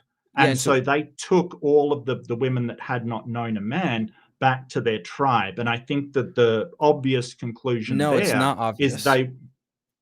is they were used as slaves in the household of those that were given them, livestock, essentially. So what does that imply? All right. So what I'm getting at is a lot of people like to take these verses and imply that they were taken back and used as sex dolls. Is that what you're implying? I don't think that's necessarily the case in the culture at the time, but certainly they would be married to somebody if possible, and they would not have control over where they lived or who they married, just like because that was the time that they lived in. That was seen as the usual way of doing things. I'll give you some points because a lot of times when I get into these conversations, when they say that it's obvious what happened to them, I know you watch these debates, you're involved in this. They imply that they're going to be like sex slaves or something, right? But I wouldn't say that they didn't have a choice. It's hard. What choice did they have? You don't think that they could have not married somebody? It literally says they were taken as plunder. They were Yeah. literally plunder. And so they were sold into slavery, but that doesn't mean they had to marry somebody. I'm not sure if you're aware of what being a female slave in that time was like. For instance, there's a passage in the Bible saying that when a man sells his daughter, that he should, if she is not pleasing to the person she's sold to, he should be able to redeem her with, kind of thing. So there's all these passages in there about literally a guy selling his daughter. So that daughter did not get a choice over who she was sold to and who she was married to. But what does it mean that she was not pleasing to the master? I don't know. Just that the master. It means that was she wouldn't not, marry him. and this is the moral system. So first off, a lot of this stuff is due to a lack of technology, right? They don't have debt systems. You can't go get a credit card and get yourself out of debt. So you could die on the side of the road and hope somebody would help you, or you could do things that were awful that no man would ever want to do. Just as if I started doing drugs and ended up on the street, there's no way, nothing in me would want to give my kids up, even if that was the right thing to do. Yeah, I mean, I would agree that moral relativism is a thing, that in certain situations we have to prioritize certain things, and I would agree with that. However, God knew that there was credit cards, and God obviously would have a better system, but didn't. But it really doesn't get to my point of what would prevent a Christian that thought massacring a people and taking their daughters, their unknown to men daughters as plunder would be immoral if you think God tells you to do that, because you said, and you said it quite clearly, that everything in God's nature is moral. So how would that be immoral? It wouldn't be, right? I want to get this straight. You said God's evil because he didn't give the Israelites credit cards? I never said that. Well, you said God knew what credit cards were. So instead of having this slavery system, he could have just gave them credit cards, right? Well, could he have given them a better system? He was working with the technology they had at the time. If your argument is God is evil because he didn't upgrade people's technology, that's a bad argument. But I mean, this is, I guess there it's was on better topic a little systems bit, around but at the time. In the Levant, there were better systems. There were worse systems, but there were better systems. Like what? Like, for instance, Romans, women had a lot more rights. He could have taken the women's rights from that. He could have taken from the Greeks certain things about, say, what time is this? democracy. Well, why should it matter for God what time it is? Because we're talking about the technology, and you said at the time Isn't God there was better isn't technology. God timeless? Oh my God. So because God didn't drop we're not cyber talking trucks about into the desert for the No, Israelites, no, he's we're evil. not talking. We're not Hold talking on, about hold on. better technology. We're talking about better systems, better ways of thinking. Is a system technology? No, not necessarily. No. What? Like, Come so on, Mark. do you think a system of government is technology? By definition, yes. So totalitarianism, as opposed to democracy, is Different technology. technologies. Okay, I don't know what you're talking about. Different technology. Can you define technology for me? Technology is it's basically the mechanical and scientific endeavors of a community. It is things like having slate tablets to pen and paper to aeroplanes. It's not like So knowledge better is not idea. a system of knowledge is not considered technology. A system of knowledge is not considered technology. No. Technology is not the application of conceptual knowledge. No. Okay. I mean, you just need a dictionary, but that's fine. Engineering is, well, that gives usages, not definitions. Okay. But I still haven't heard my question answered. The question was, right, well, yeah, go ahead. What was the question? would make this immoral if you think that slaughtering a whole bunch of people commanded by God, what makes it immoral? Well, we just agreed that there are, well, actually, you said you wouldn't slaughter somebody if they raped your family. That's, I mean, if you can't agree then I guess there is no justification I for didn't slaughtering say that. people. I said I wouldn't slaughter my family if someone raped my family. That's not the question I asked you. I asked you, would you slaughter people if they were raping your family? No. Okay, so then we agree. According to you, there is no justification to slaughter people, even if they were horrifically raping your family. So, all right, in your system, I guess you're holier than all of us. Hang on. We've got to like give context here. If you're talking about there being currently attacked, then yeah. Well, okay. I mean, it doesn't. If you're talking about capital punishment, then no. But it's just a dodge around the question because in this story, they killed the people that they claimed were being sort of, having horrible things happening to them. So we've got to get a clear analog, a clear analogy between your graping family and that situation that happened in the Bible. Yeah. And it still doesn't answer the question of whether it is moral. It sounds like you're trying to say, yes, it would be moral. So you have just said it would be moral to genocide people. It's hard to have conversations when you throw out 6 different points, right? Like you have to go step by step. This is all the one point. Well, you had multiple points here that I'm not going to be able to address all because you just throw them out and see what sticks to the wall. There's two. It wasn't a decent analogy, and you didn't answer the question. That's 2 points. That's all.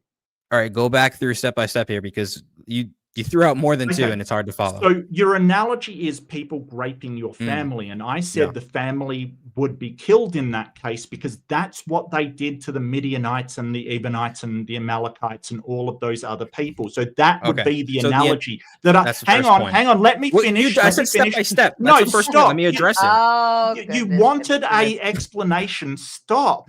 Like seriously, you asked for an explanation. You're going to throw out another point right now, but that's because I said let's go point by point, and you're about point. It's the same point, Alex. Jesus, the analogy is that hey, I would just kill the person raping my family, but the correct analogy is I would kill everybody except for maybe my younger sister because they haven't known the touch of a man. That would be the correct analogy. The second point was it still doesn't answer. Dude. I said point by point, and you're about to just okay. That's the first point, and I know you're trying to ignore whether or not to say it's moral. You're trying to get around and let me answer you now. Thank you. No, it wasn't an analogy comparing the situations. I was throwing a hypothetical out there to show you that in some certain circumstances, it is justifiable to slaughter a people. Now, if you want a one-on-one analogy, can a victim be a victimizer?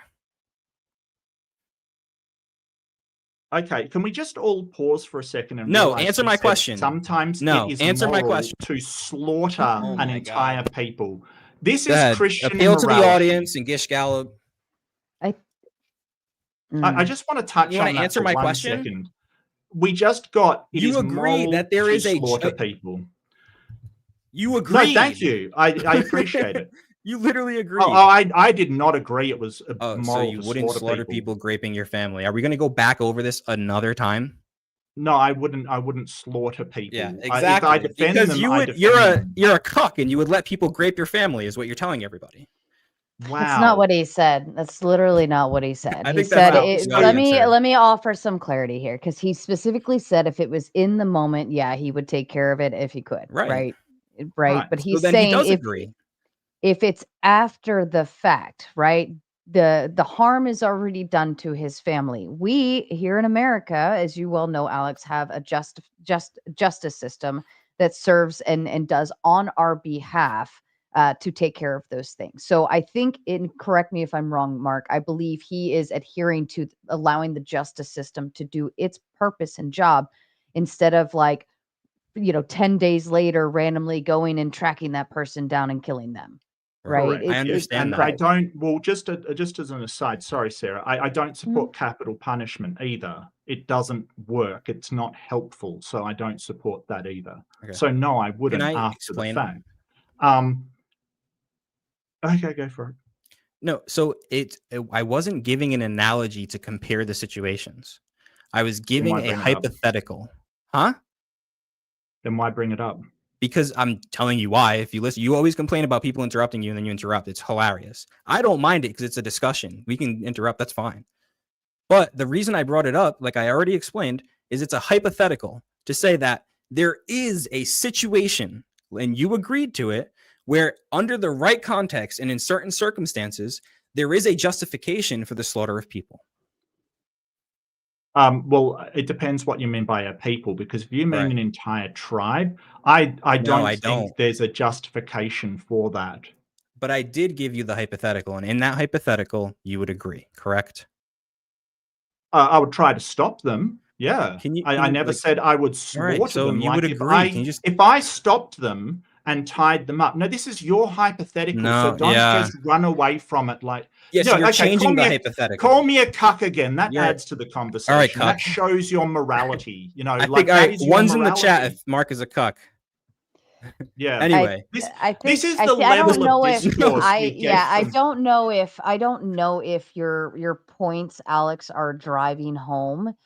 And I think maybe did you have another talking point you wanted to go into, or maybe Mark, if you had another one you wanted to dive Yeah. into, because I I don't just know if wanna this one establishes the morality, because we're taking a pastime from the Bible of a situation where none of us were there, and we're also applying that with our today's society and justification system. Yes. And I feel like maybe at this point it's moot because nobody's translating between the two between you guys. all right, So yeah, that's fair. That's called Mark has another point. presentism. Yeah, that's yes, presentism, where you're basically applying morality to people in the past who had no idea about that moral system. The problem there is that presentism is moral relativism. It's saying under different circumstances, we would have a different moral code. So in order to use presentism, you have to appeal to moral relativism. That is just how it is. My point is that any of this behavior would be moral as Are we long moving as you... past this? I thought like oh, Yeah, let him okay, finish. move past Let it. him finish. I mean, if he's That's gonna fine, finish that's and then I'm fine. gonna want to say something and we're gonna keep going. Well, we I can keep mean, going on it, but you seemed like you wanted to move past this, Sarah. That's all I'm saying. Alex thinks it's moral to slaughter people. I mean, yeah. And Mark is a cuck who would let people grape his family and do nothing about it. So there we are. Christian Do morality. you have another Christian point, Mark, that morality, you wanna get ladies to and now? gentlemen. Christian morality. This is what it leads to: Right, persecution. You said you had name another calling. point. No, it's fine. I think I'm good with your, Cool. incredibly moral name calling there. Well, if you could have answered a question straight instead of gish galloping, we would have been in a different position. I wasn't the one desperately trying to avoid whether it be moral to Okay. slaughter people, and it's horrifying that you No, think it'd be moral I to said slaughter yes, people. and I was showing you that exactly why you would also, in certain circumstances, agree, but you wouldn't answer a hypothetical straight. So that's why we ended up in this position, Mark. Well, Just it's not wanted a you to know that. straightforward hypothetical. Well, you literally can't answer hypothetical. Mark, how would you feel this morning if you didn't eat breakfast? Hungry. Okay, perfect. You could have just did that, man, but you didn't want to. Well, I think I still What? think your hypothetical wasn't really par for the course in this aspect, because it just, I don't If know. you'd I like, think I it's could finish my thought on it to wrap it all together because I couldn't get to it. Go My ahead, whole thought, because it wasn't wrap an it up. analogy. I agree. It's not a one-to-one analogy, and I wasn't making it that way. It was a hypothetical to show that in certain contexts, it's justified to slaughter a group of people. And I would say if you can imagine a situation where there's justification, the all-knowing, all-powerful God who created everything could have a moral justification for the things he does that we could not grasp. That's very easy to get to, in my opinion. And I just want to make a point to that it doesn't have to be that God ordered you to do this. All that has to be is that Alex thinks God orders him to do it, and he would do it, and he thinks that's moral. Completely false and a misrepresentation of my worldview. Oh, that's what you said. It's not, but okay. Yeah, so anything can... This is where I point back to anything can be justified if you think that a God is commanding you to do it. Anything. It's literally, he's saying, well, you can do all of these things under secular humanism when it specifically opposes it. But the most awful things, but don't forget, Alex gets his morality from God's nature. That is within God's nature. Therefore, it is moral. And Mark gets his morality from his imagination that's completely natural and within scientific explanation. Is scientific explanation in my imagination? No, your imaginary thoughts are just determined by the physical processes in your brain, but we already went over that in a different debate. Do you think your thoughts are real? Do you think your thoughts are real? Do I think they exist in a realm that contains a mind? Yes. You don't think you have a mind, apparently. Why would I not think that? Because you just said everything's natural. So unless your mind is natural, Oof, that's a tough worldview to When did I swallow. say everything's natural? You said your thoughts were natural, which would imply your mind is natural. Well, yeah. Okay, so this is what you do, Mark. Like, when did I say that? I didn't agree to that. Well, yeah. You said everything's natural, not my mind is natural. Do you not hear what you So there say? are supernatural things? I don't know. I don't think so. How can I tell what's supernatural? Can you give me an example of something I supernatural? don't believe everything is natural. Well, I don't know. I mean, Well, I it's, don't it's think there wild. is. Why do you do that? Do what? You play on the fence of like, I didn't say that, but then when pressed on it, you're like, well, yeah, that's pretty much what I think. Yeah, it's because you're straw manning. You're basically saying that I said that everything is natural, and I never actually said that. I said that my thoughts, my brain, my mind is natural. So you're actually misrepresenting me while then trying to claim that I've said something else, which is what you've done a lot throughout this debate, No. actually. You're quibbling The over fact that words.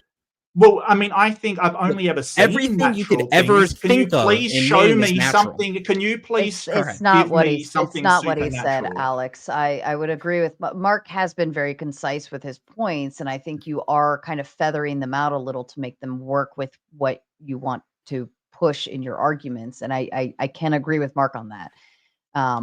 That you're doing that, Alex. So I think the whole concept of naturalism is he was comparing the idea of a thought process, right?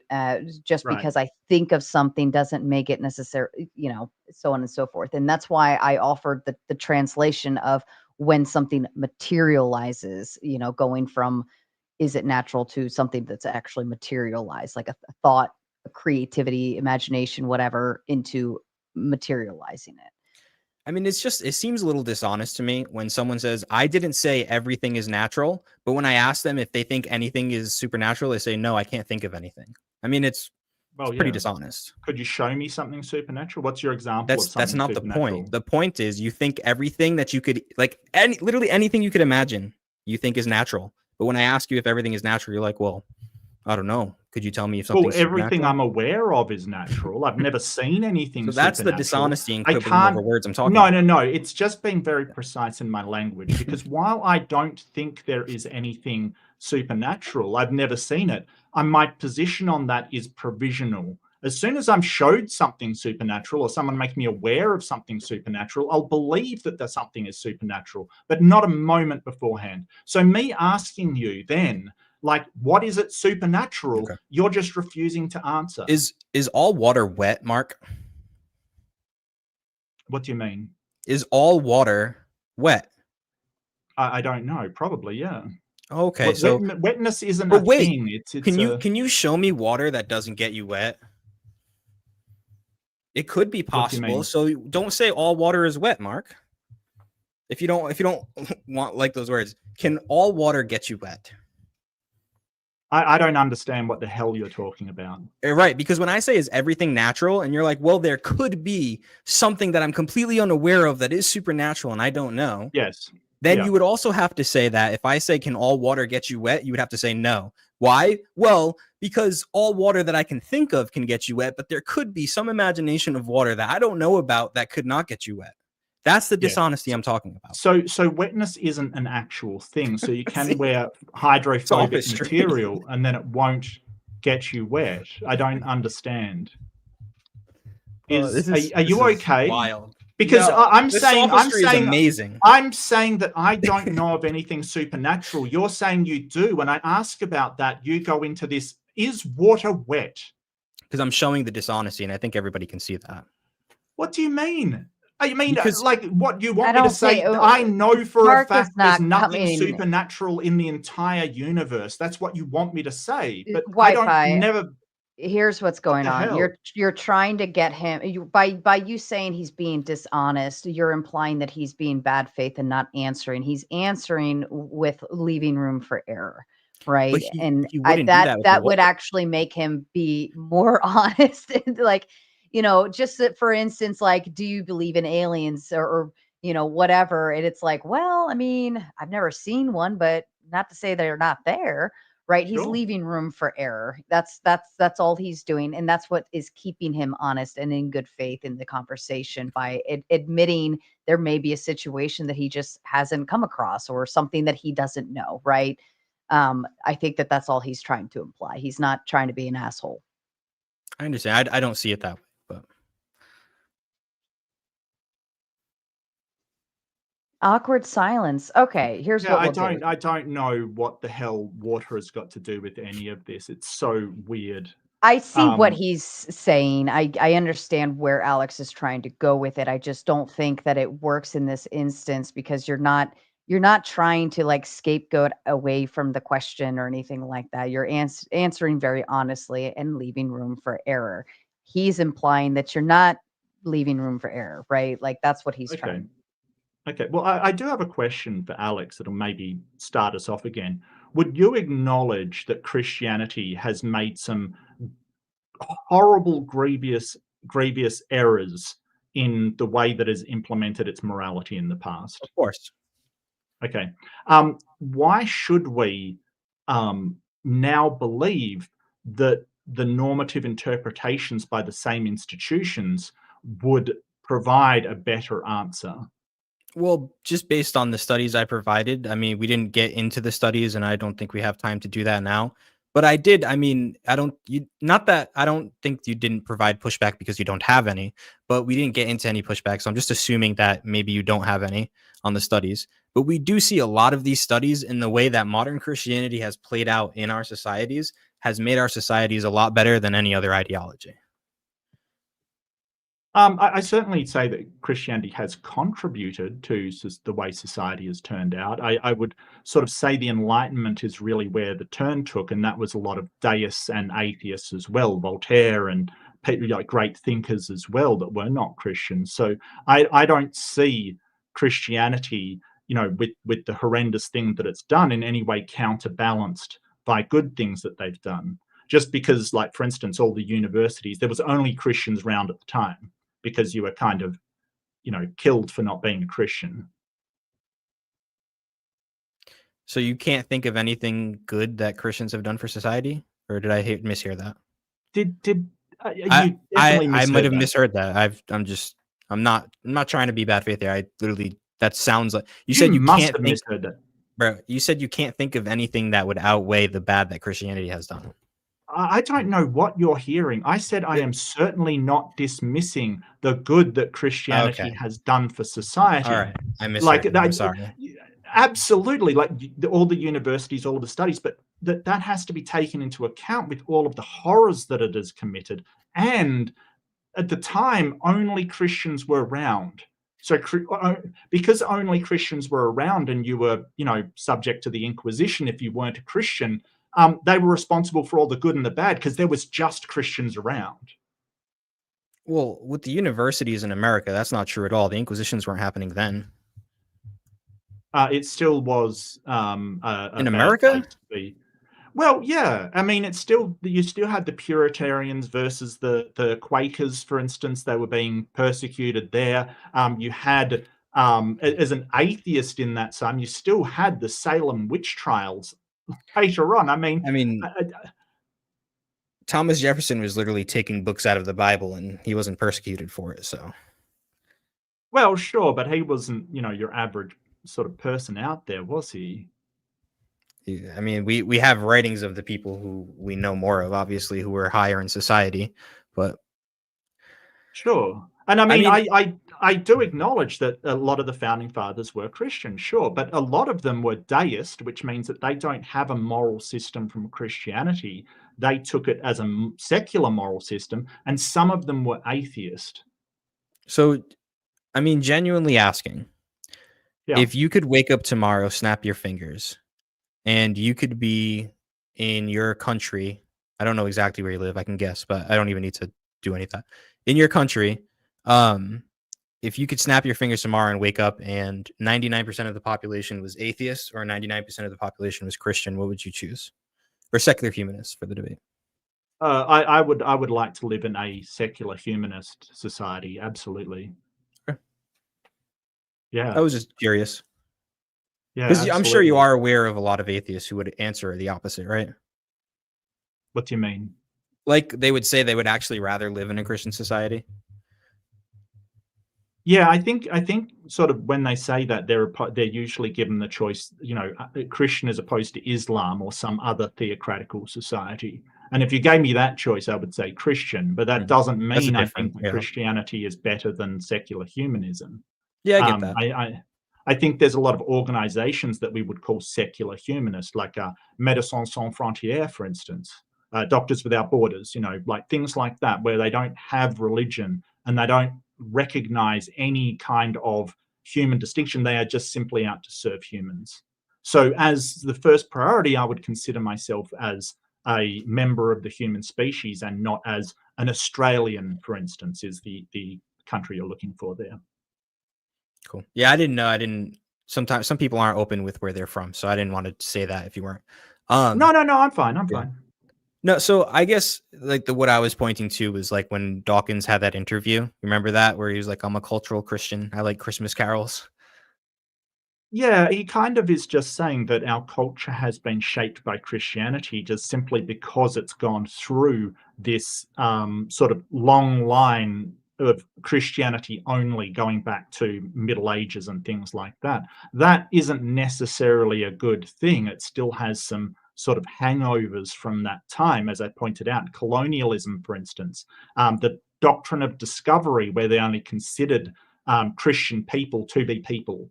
A lot of it has those problems still hanging around. So I think that culturally Christian, sure, I get what he's saying. That doesn't mean he's a Yeah. Christian, doesn't mean he believes No, in a no, of God. He course. just thinks he's cultural and, Christmas, Easter, that kind of thing. Now, here's a kind of different question that popped in my head along the same lines. If the statistics that I gave were true, and I could go over them for you if you forgot them, it's been like 2 hours since I said them. But if the statistics were true, um, even if Christianity was false, wouldn't it be better for people to believe in it? No. In the short term, it may be helpful for individuals, but over the long term, it would not be. We have a problem with Christianity. Well, there's a couple of problems. Number one is that because the study you're talking about is better mental health outcomes for Christians, the problem there is, and I've seen it a lot, is Christians do not frame their mental health problems as mental health. They frame them as spiritual problems, and they don't actually seek any kind of treatment or any kind of help for them. They go to their pastor and say, hey, I'm having a spiritual issue, when in fact it's a mental health issue. So I think that can be skewed, and the expectation that people in religions are expected to be happier. And a lot of people pretend to be happy because that is what's expected of them. And I've got some stuff on that if you do want it. The other problem is that there are certain problems that we're facing in the world, like climate change. We're facing, asteroid almost came close to hitting us in 2019. It was called OK 2019. We have these problems, and from our point of view, we don't have some kind of magical guide to save us from any of that. So on the short term, yeah, maybe we'd be happier thinking that we're going to be saved by some god, but I don't think in the long term that's necessarily good for the continuing sort of health of society or the earth at all. Okay. So just to press the question harder, I think the Yeah. study was about unalivement rates. So I think that would probably be different. But Sure. as far as the question, so like even if so like let's say you said there might be some problems, and some of those sounded interesting. I would like to hear more. You could send me those studies or those things you said.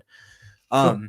If there were no problems with the studies and it showed that believing in Christianity, even if it wasn't true, made people happier, made people more successful, made societies thrive more, would you still say, even in that situation, that it would still not be good for people to believe in it?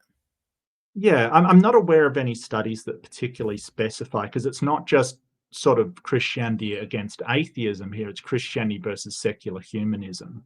And you can be atheist and be a nihilist, for instance. you can be an atheist and be a secular humanist. Those are two very different worldviews, or views on how the world operates. So I'm not certain of any sort of benefit Christianity has over secular humanism in that regard. If it made people more comfortable, well, yeah, certain things will make us feel more comfortable. Like, for instance, if I think I'm going to win the lotto tomorrow, I might be a lot happier. Right. But in the long run, right, as I sort of spend my winnings that I'm going to get tomorrow, in the long run, it's detrimental. So it's not just, well, we've got to look at the short-term stuff. We've got to look at the entire outcomes that we're going to. And I don't see telling people a lie and getting them to believe something that is not true as being, on the long term, good for society. It usually never is. So, and I totally appreciate the answer. And it's not that I'm not hearing you. I understand the question. Understand your answer. Purely hypothetical, right? Definitive studies, Christianity makes societies thrive, secular humanism does not. Or even, just that, purely hypothetical. Would you still then say Christianity's false, don't believe in it? Well, it depends what you mean by Christianity's false, don't believe in it. I mean, if it makes, like, as a hypothetical, if you're saying, hey, somehow reality changed and lying to people made them better off, I don't see how that could be possible. But when you say Christianity is true, even if Christianity was good for people, then I mean, I wouldn't believe in a God. Whether it's beneficial or whether there's a God are two totally separate things. What I'm trying to get at is, in this pure hypothetical, it doesn't have to be possible within what you would see as reality being. But what I'm trying to get is, if there were a group of people who believed these things, would you sway them away from this belief if it did in fact show that they were going to live in the short term and long term much more fulfilled lives and their societies were going to thrive much more than if they followed secular humanism? Again, completely purely hypothetical. You still wouldn't? Probably not. But that wouldn't stop me from talking about my own beliefs. That is important to my self-actualization. Being the best person I can be is to talk about what I believe and why I believe it. So in this sort of hypothetical that you're giving, it's very strange, because you're sort of saying, hey, when it becomes a good thing to lie horribly to people and make them believe in something that doesn't exist, and it's like, well, in what universe would that be the case, that having an inaccurate representation of reality would actually be a good thing? Well, I would say human rights fall under that category. It's something we make up. It's something we make up that we give people in order to help society flourish. Well, it's based upon something very real, however. It's based upon that if you are some sort of ruler or a governor or somebody that governs people, without the consent either forced or gained from those people, you don't rule. That is a fact. So, and that's kind of what I'm getting at with the hypothetical. You're saying in this situation, because of these, not constraints, but because of these variables, better word, that human rights are believing in these human rights that aren't real, that we do make up. We can make them whatever we want them to be. We just make them a certain way because we believe this is the way that society thrives They're best. agreed upon, yes, and that social contract is made with the government, yes. I'm saying that's kind of the same thing as my pure hypothetical of, we make up this religion, we have this God, he has these rules, we follow them because it makes society flourish. It seems to me, I don't want to be bad faith here, it seems to me that there's a strong anti-Christian attitude that's preventing you from agreeing with the pure hypothetical. No, I don't disagree with the pure hypothetical, and I answered it. It's just the hypothetical. I mean, you're really expecting things to change so much, that lying to people about the nature of reality, that, I mean, how are you giving dignity to people by lying to them and making them seem, telling them outright lies to make them conform to your ideas? That isn't upholding the dignity of people. That is basically manipulating them. Yeah, I guess I would just say I could say the same thing about human rights. And I know we disagree on that, but You think that sort of, people being the ultimate holders of power within society is a lie that we tell them, that they can't change the government. Is that what you're No, saying? the lie is that they have these things that are called human rights. They're only enforced by violence through the government. Well, no, because the people can always, like, yeah, it's consent of the people, and that consent can be forced with violence, sure, but at the end of the day, you have to have that in order to rule people, in Right. order to Because if have a country in the first place, a society in the first place. I agree, the consent makes things a lot easier. Because if there wasn't the consent and the people rioted, they would use violence to take the power back. It's all Yeah. administered by violence. And I mean, well, not necessarily. I mean, Gandhi managed to overthrow the most powerful empire in the world, and he didn't fire a single shot doing it. And that's because the other people let him without violence. Yeah. Yeah. But if they chose to use Well, violence, I mean, then there was a lot of violence. There was a lot of okay. violence. It's just So he then it didn't was stop. administered through violence.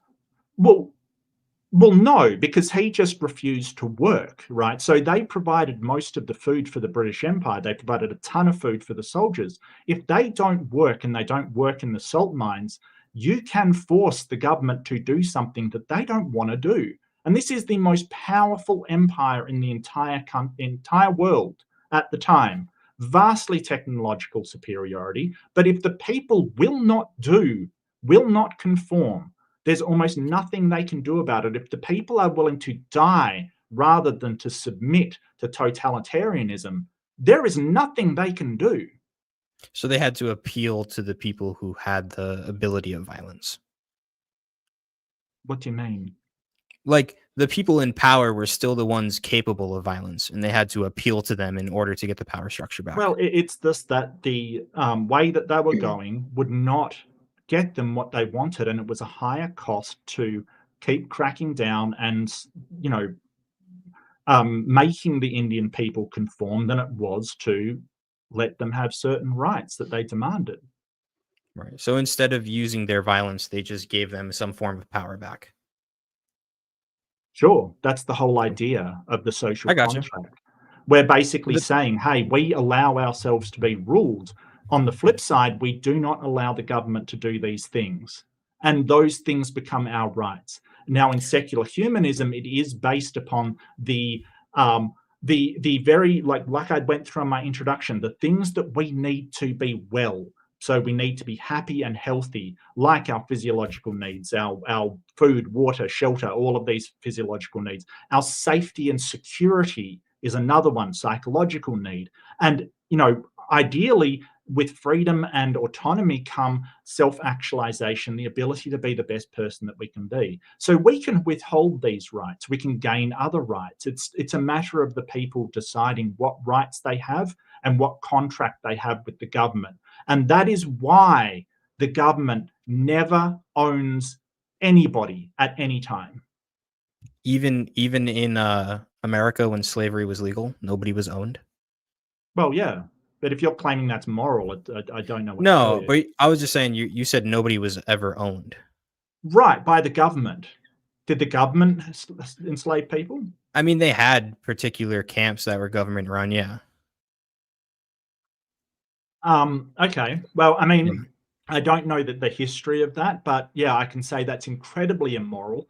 And I think that sort of that violates every principle of liberalism. I would I think that's horrendously immoral. Do you think slavery is immoral? I think that not all slavery is immoral, and I think we would all Really? agree. Yeah. And I don't want to rehash this. I mean, we're probably going to open panel soon. Well, I'm Maybe just- on the just open panel we could interested. talk about it more. What slavery isn't immoral? Rehabilitative prison systems. I mean, It's a that's form of not slavery. Yes, it is. Well, no. I would say it No. has all of the requirements of being slavery. You're restricted in your movement. You're restricted in your freedom. You can't have a family in prison. Like, you literally, that freedom is taken from you. You can't be the man of your house in a prison. Yeah. You're told when to eat, when to sleep, when to wake up. Yeah, And circumstances don't equal slavery. The definition of slavery is when you are owned as property, right? That you are somebody else's asset that they can do with you as they want, even if that has rules around it.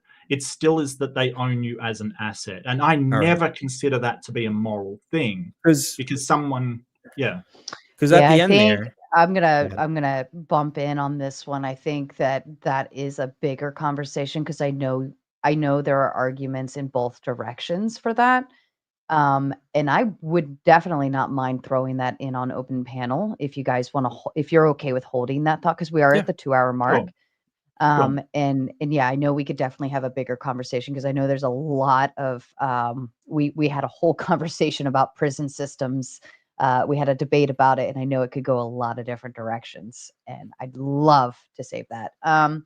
So if you want, gentlemen, we can go ahead and go into closing statements, and then we'll read and respond to super chats, and then we'll get the panel opened up for you. Cool. Mark, would you like to kick us off? Yeah. So I think what I've seen here, and maybe this is just my opinion, but what I've seen is a lot of acceding to a lot of really immoral stuff, just under certain circumstances. And I don't see the circumstances as moral. I don't see sort of taking this vengeance on people as being moral. I don't see a system owning people as moral. Like, that is deeply immoral. We all have a right to be free and not owned by another person.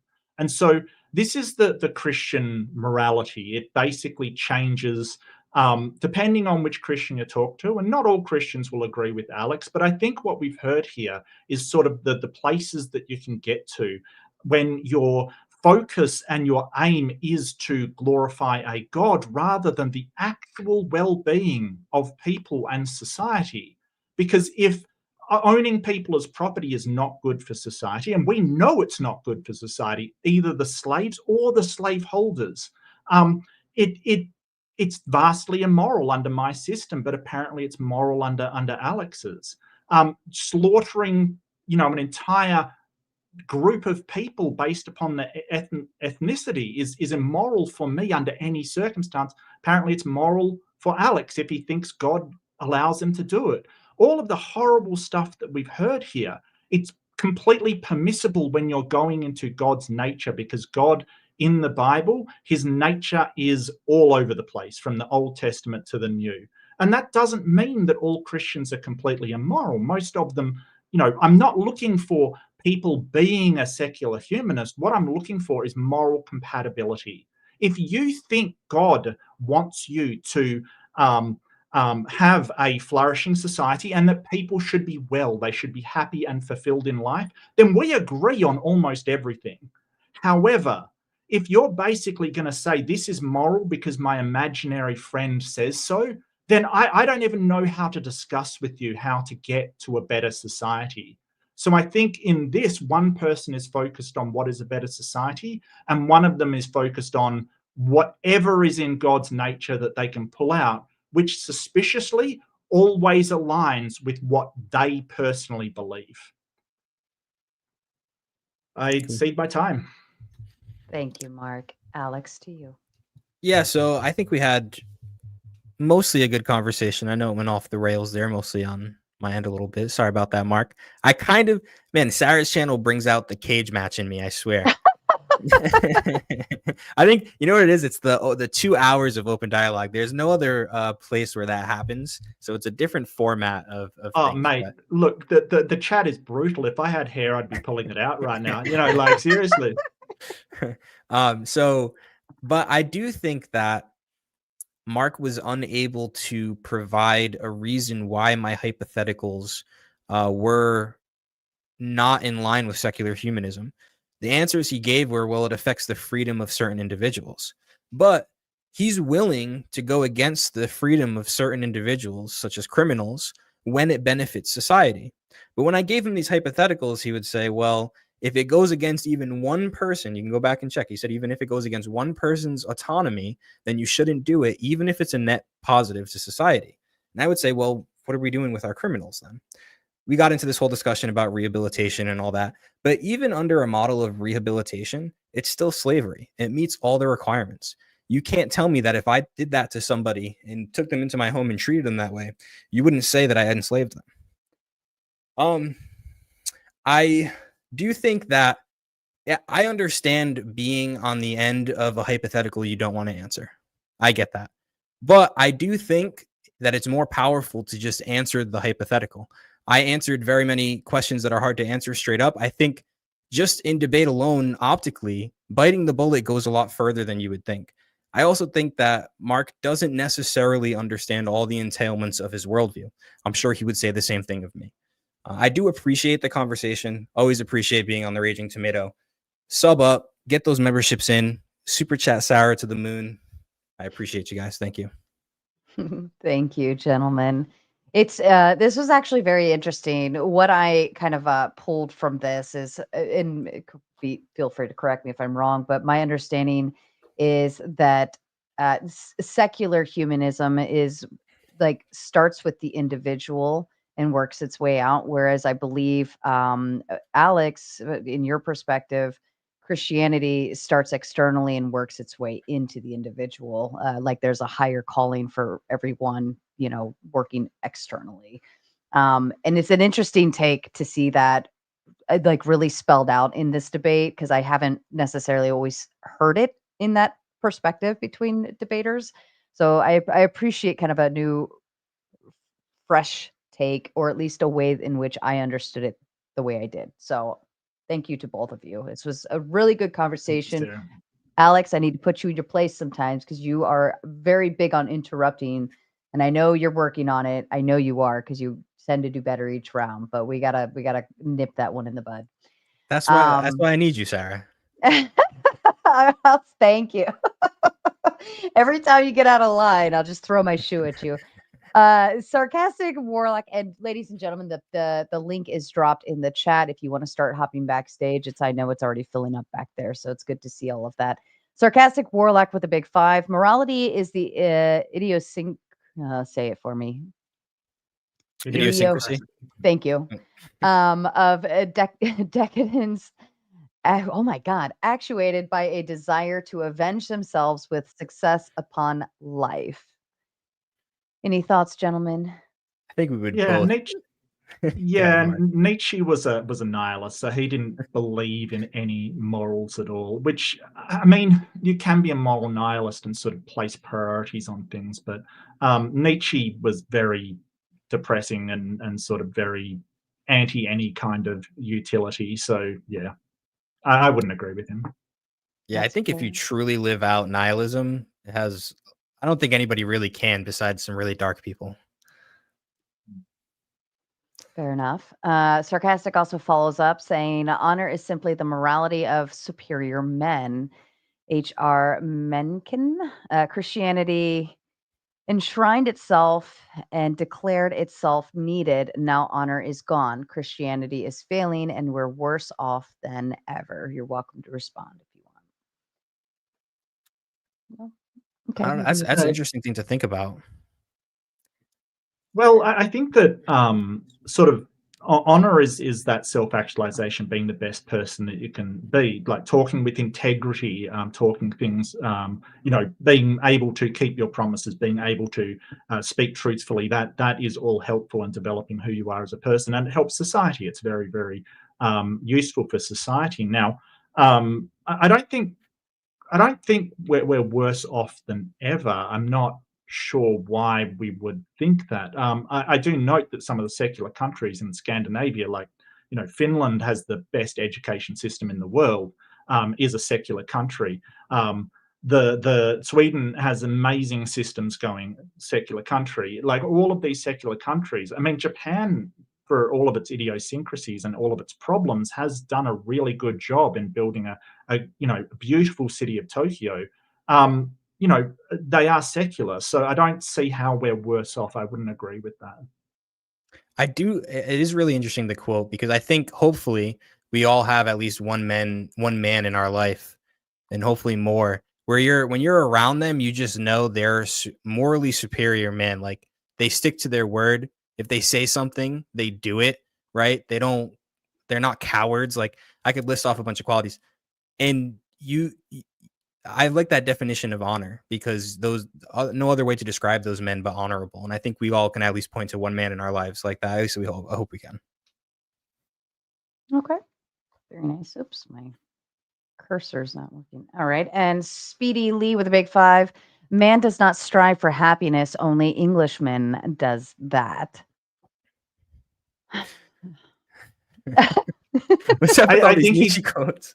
Well, I think he's making a commentary on sort of the happiness that's just like short-term pleasure kind of thing. I think that sort of happiness these days, like when we talk about the greatest happiness principle, we're not talking about, Yahoo, I won a game, or this short-term, I enjoyed some time. It's really talking about that deep life satisfaction with I am, fulfilling a role in society. I am doing well. I am loved, accepted. All of these things gives life satisfaction, which really that's what we're talking about. And I don't think it's just Englishmen that do that. I think all of us look for that. Interesting. Big Bad Mama with the big 5 says even the charitable parts of Christianity are often justified by appeals to selfishness. Be generous so that you can get into heaven. Comments? I think that one's at you, Alex. The charitable parts of Christianity are often justified appeals to selfishness. Be generous so they can get into heaven. I think that this is misplaced. While I do think there are Christians who only do things to quote unquote get into heaven, I think the true Christian attitude is not what can I do to get from God, but what can I do because of what God has done for me. Again, I think there are people who abuse that, but I think that is the true Christian attitude. Yeah, I would say that yeah, that's go ahead. not extreme Christian. Like I think that most of the people I've talked to, but I guess that the fear of going to hell is the flip side of that. Like people are afraid of going to hell, and I think we see a lot of problems in that sphere with sort of religious trauma syndrome and things like that. That they still have this latent fear of hell, even though they're a good person, they've been doing good for society. And it seems to the secular humanist to be really unfortunate and sad that people still have this really constricting fear over them. It is really sad to me. Yeah, I think a lot of people have a wrong idea of what hell is. I think I even had a wrong idea of what it was for a long time, but I think our background, what's that famous book? Was it Dante's Inferno? I think that's the conception of hell most people have, and I just don't buy it. But I do think that that wrong conception of hell, I would agree, Mark, it does produce an unhealthy mental state. That's fair. And Powder Dusty sounding off with the big 50 and says, which group is most generous? Here's 50 on agnostics and atheists. Shots fired. Bait trap has been set. Yeah, and that does actually support my point that it's found that atheists are more generous to whoever their out group, not just their in group. So that's something we've noticed. Really? Huh. That's interesting. The bait was taken. Not my circus, says the Big 10 to say agnostic, but then Brandon sends 50 and says, tell Slow State virtue signaling is cringe as fuck, but I'd be willing to debate him if he ever wants to do a formal down the line. I'll make sure to buy a new mic before we do if he accepts. And I don't know if that's the same Brandon that's backstage or not, or if there's another one somewhere out there. So I don't know what that lore is, but shout out to both of you. Thank you so kindly.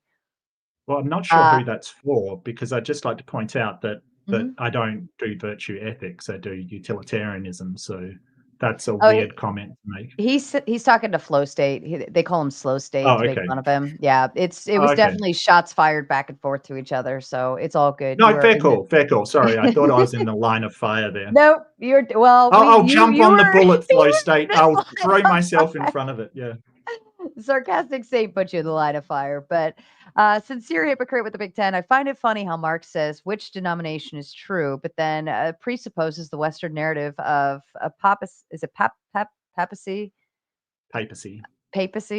deciding councils, as well as thinking the Bible is an IKEA manual for morality.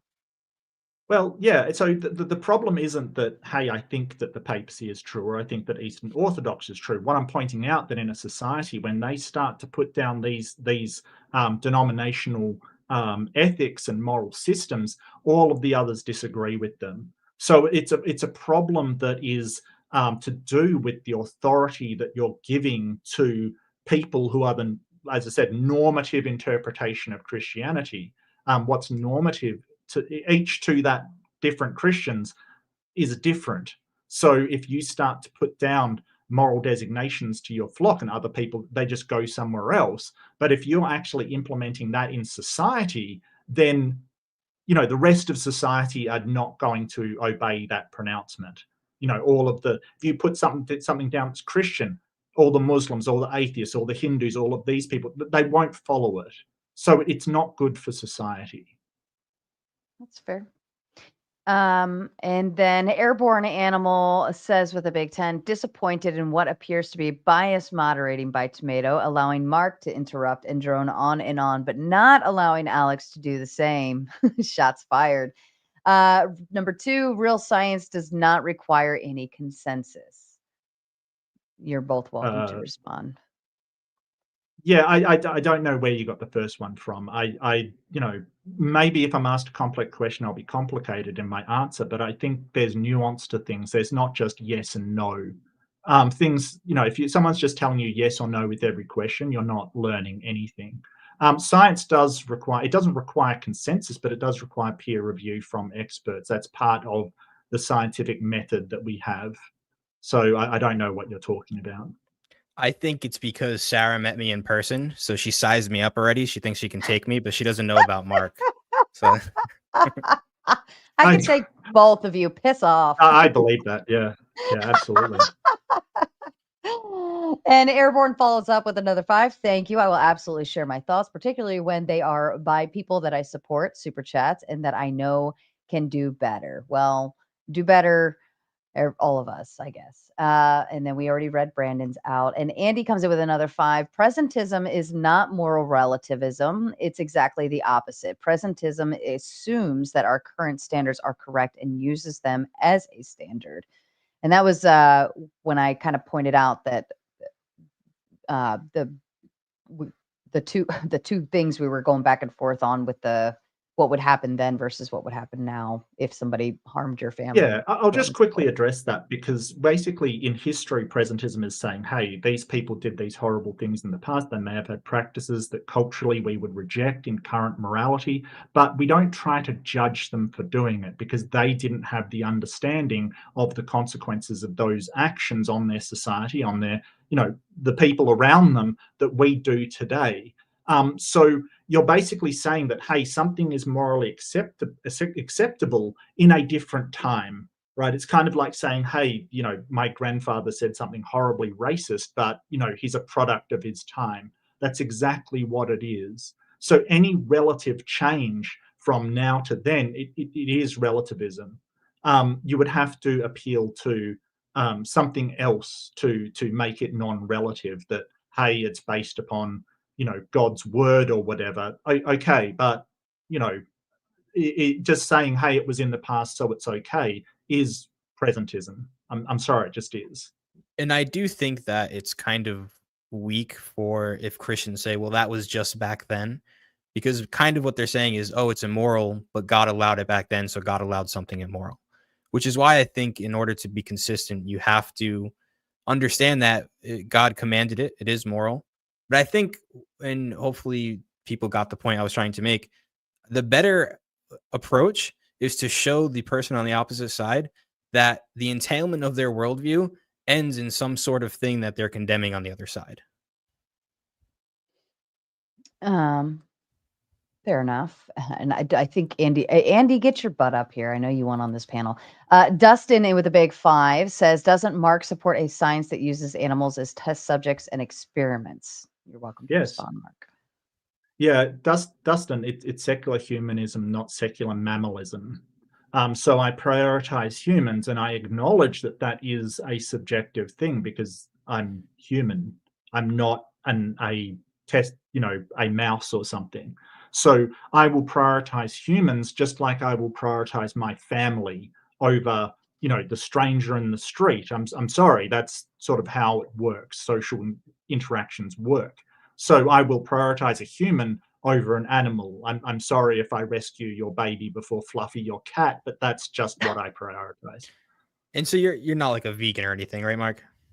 No, I think that, so there's moral obligations and moral virtues, basically. So I think that it's a moral obligation not to harm anybody, not to assault anybody, all of these things. But it's a moral virtue if you give to charity. Like, it's not expected, but it does make you morally better. And I think veganism would be a moral virtue, but not a moral obligation.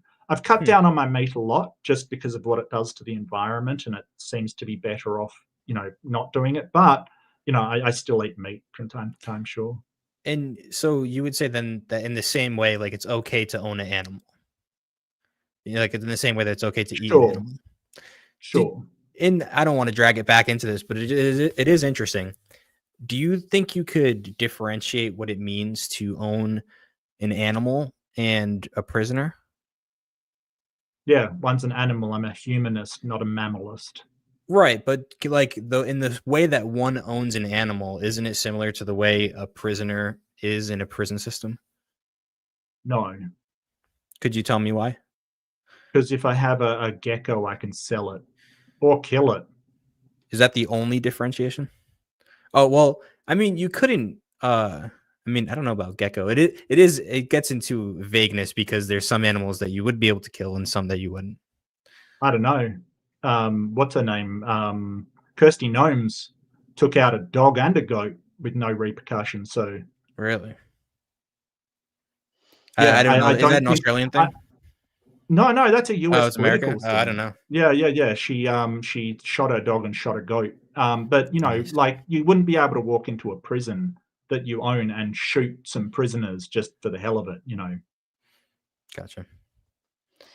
Airborne says with another 20, the vast majority of unaliving of the unborn, 98+% were not by grape, and thus were created via consensual sex. So because the mother chose to do it, she does not have the right to unalive the unborn per the humanist's logic.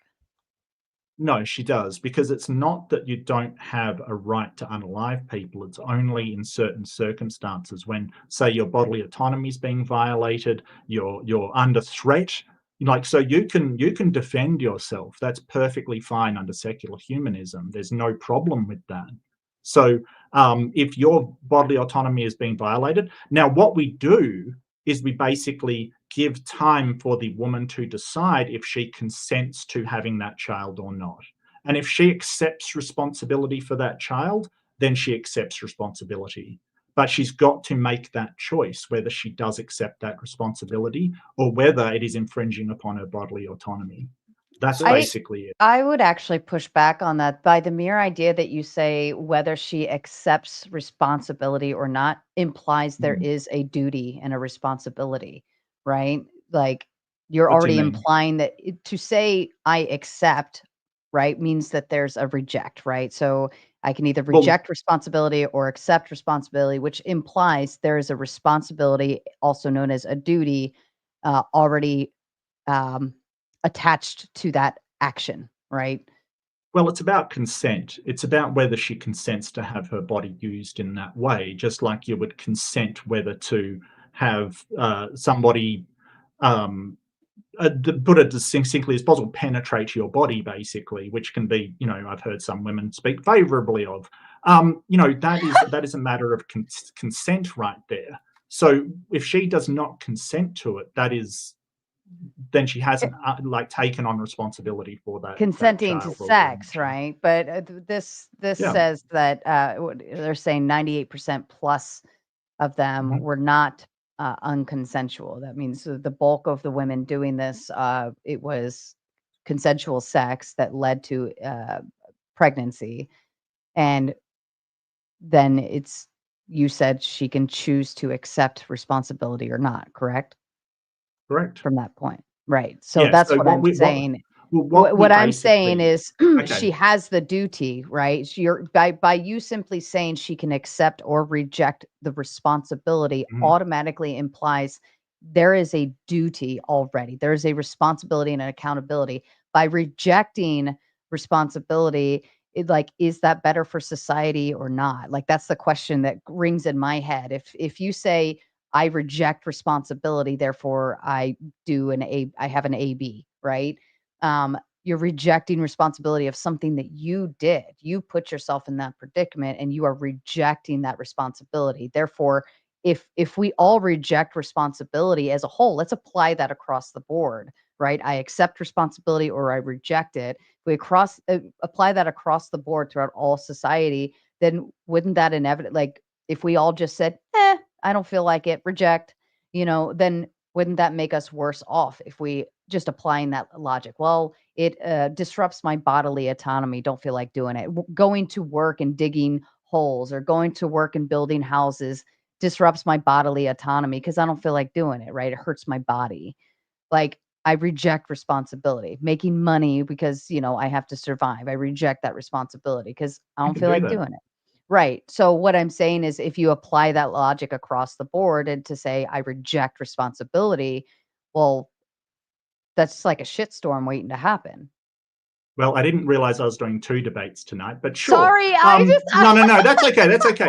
So what we're talking about is rejecting the, there's no duty up front. You're basically like consenting to this or rejecting or basically rejecting your consent. You're basically withholding your consent. Now, people can choose to not go to work and live in poverty and do all of these things. It's not good for them. That their well-being will certainly suffer. Sure, but the question is, would it be a worse society if we forced people to go to work and forced people to dig ditches without their consent? And I would say that would be a horrible world. That would be an awful world where people were stuck doing this thing that they don't want to do.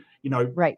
So in that case, you have the choice of, well, I can quit my job, I can go on the road, I can, neglect what I see as my responsibilities.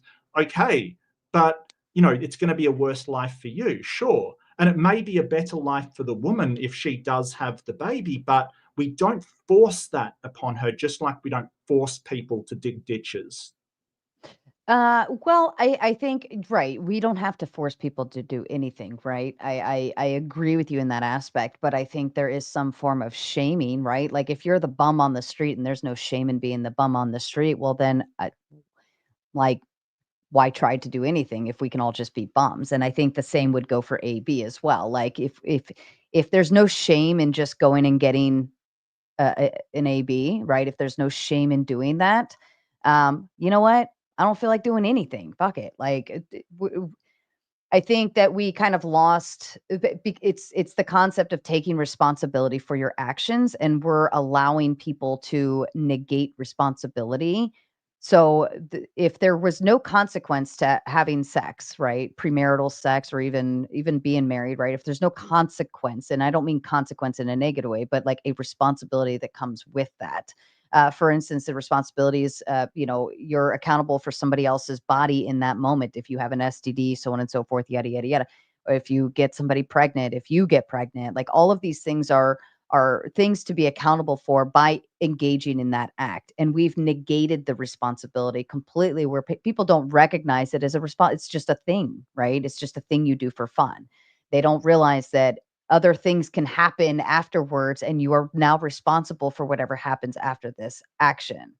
Anyways, I just heard a magic word in there and it just I think that what we're doing is we're really pushing out safe sex so people will not become pregnant, or ideally will not become pregnant. But there still is a risk factor to carrying a baby. And what right do any of us have to say you will risk injury and death for something that you don't consent to when we have medical options available? I don't think I have that right to tell somebody they have to take that risk. And their autonomy, I don't see it as saying, hey, this person has a right to violate you because you know, that you just happen to have having sex, consent to sex is not consent to pregnancy. There's no way that that is the Yes, case. it But is. You damn oh, well it know absolutely it. is not. All right. I will. Absolutely not. I'm gonna hold my thoughts, and that way we can let the Well, panel I'll just ponder. add for the last thing I'll add, it's interesting that Christians push the contraceptive that we know is ineffective, rhythm method and all of that stuff, instead of really effective birth control methods, which is, I think it says it all right there. Well, can I just ask one question for you of the panel? Is it your position that it's an unaliving of a human person, but it's justified? Well, I would think that, I mean, I'd be really stretching definitions to say that, you know, the cluster of cells that they usually, you know, have an abortion with is a person. I'm not sure I would agree with that, but Call it it 20 weeks. definitely is human cells, sure. It's a 'Cause, well, human fetus or a human, yeah, it is human, sure. I was just because you said person. I'm not holding you to that. It's just in Well, your yeah, example. yeah. I would say that that's consistent, the consistent position. I just think like even in the way that we're talking about, like this person doesn't have the right, like it is your child you're talking about there. I don't know. I would never speak of my child that way.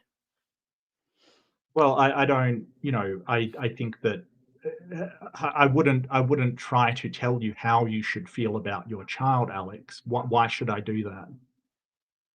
I don't know. I just think society would be better off if we didn't hate our children. Well, I don't think they hate their children. Like you're sort of playing this down as just either, you know, from Sarah, oh, they're just having fun. And I don't think anybody's, you know, ever gone to do something like that and said, oh, this is just a bunch of fun. I think there is consequences, even though they're not as serious as they could be. There's definitely consequences. And you mentioned yourself shame, which is never useful. But Alex, you sort of say, well, you know, it's just they hate their children. No, that's not necessarily the case. I don't think that follows. If it is an actual person, and you can disagree with that, and that's a different debate. But if it is an actual person and it's just a justified unaliving of them, then I would say that that is hatred. But if you want to say it's just a clump of cells, then okay, cool. You don't hate this clump of cells, but is capital punishment hatred of your own children for no reason other than no. In the prisons, womb? Capital punishment in America, No. is that? Yeah, they deserve it. Okay, well, if you're saying your own isn't child, that a just because you justification? live, you deserve this. I don't know. So Before we get deep, gentlemen, let's hold that thought. Hold that thought, and Mark, I will let you come out of the gate swinging if you want. Yeah, no, it's fine. It's not even my second debate tonight is against Sarah and Alex on abort on AB. It's fine. You hit a spot for me. It's good. I mean, I know it's definitely a great conversation to have, and I think people know where I stand on it very well. And like when I hear little words, I'm like, oh wait, hold on. But we'll get back to this. I promise. Let's go ahead and bring the panel on, and I will get back to more super chats. I'll start reading them throughout the panel. So bear with me. Thank you. We'll hold those. I'll get to them. Here we go.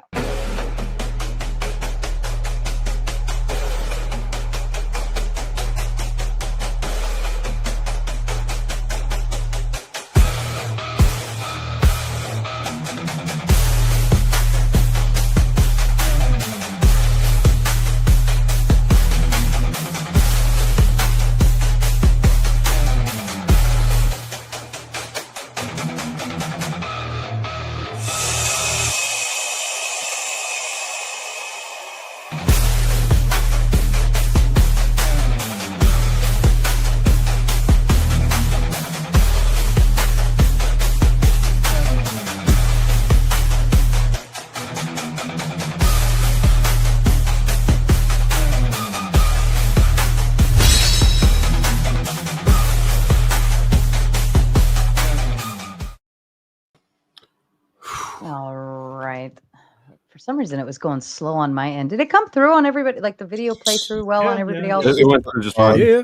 Okay. Sometimes It was, StreamYard does that. It just yeah, shows, like you know, starts delaying on. But I mean, I have like 10,000 tabs. So I see everybody's connecting into. So no problem there. And I do also still have backstage. I've got Brandon, Binks, Howdy. You still need to cam up for me, and Spicoli is waiting as well. So if you want them on here, you guys know what to do.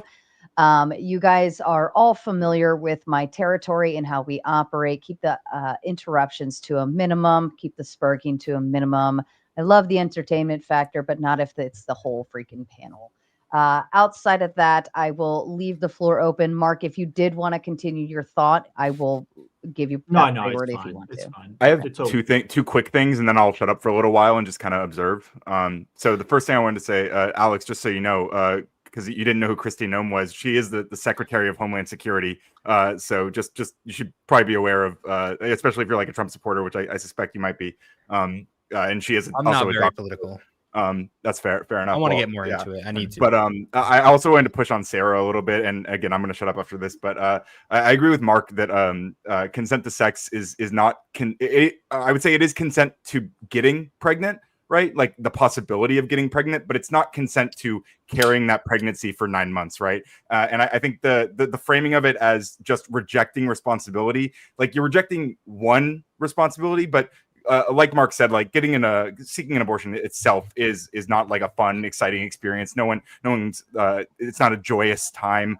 And it is itself a separate responsibility that people have to go through. And so I think that discernment is important. But I have secular. What are you taking responsibility for if you have sex then? Mm-hmm. Didn't you say that sex was taking responsibility to the possibility of getting pregnant? Yeah, I agree. Okay, so then what are you responsible for? I guess that is the responsibility for an abortion. Yeah, I mean, you can choose. You're not consenting to staying pregnant for that full 9 months. You're consenting to that possibility, right, of getting pregnant. But we have like medical intervention. So what does the possibility mean?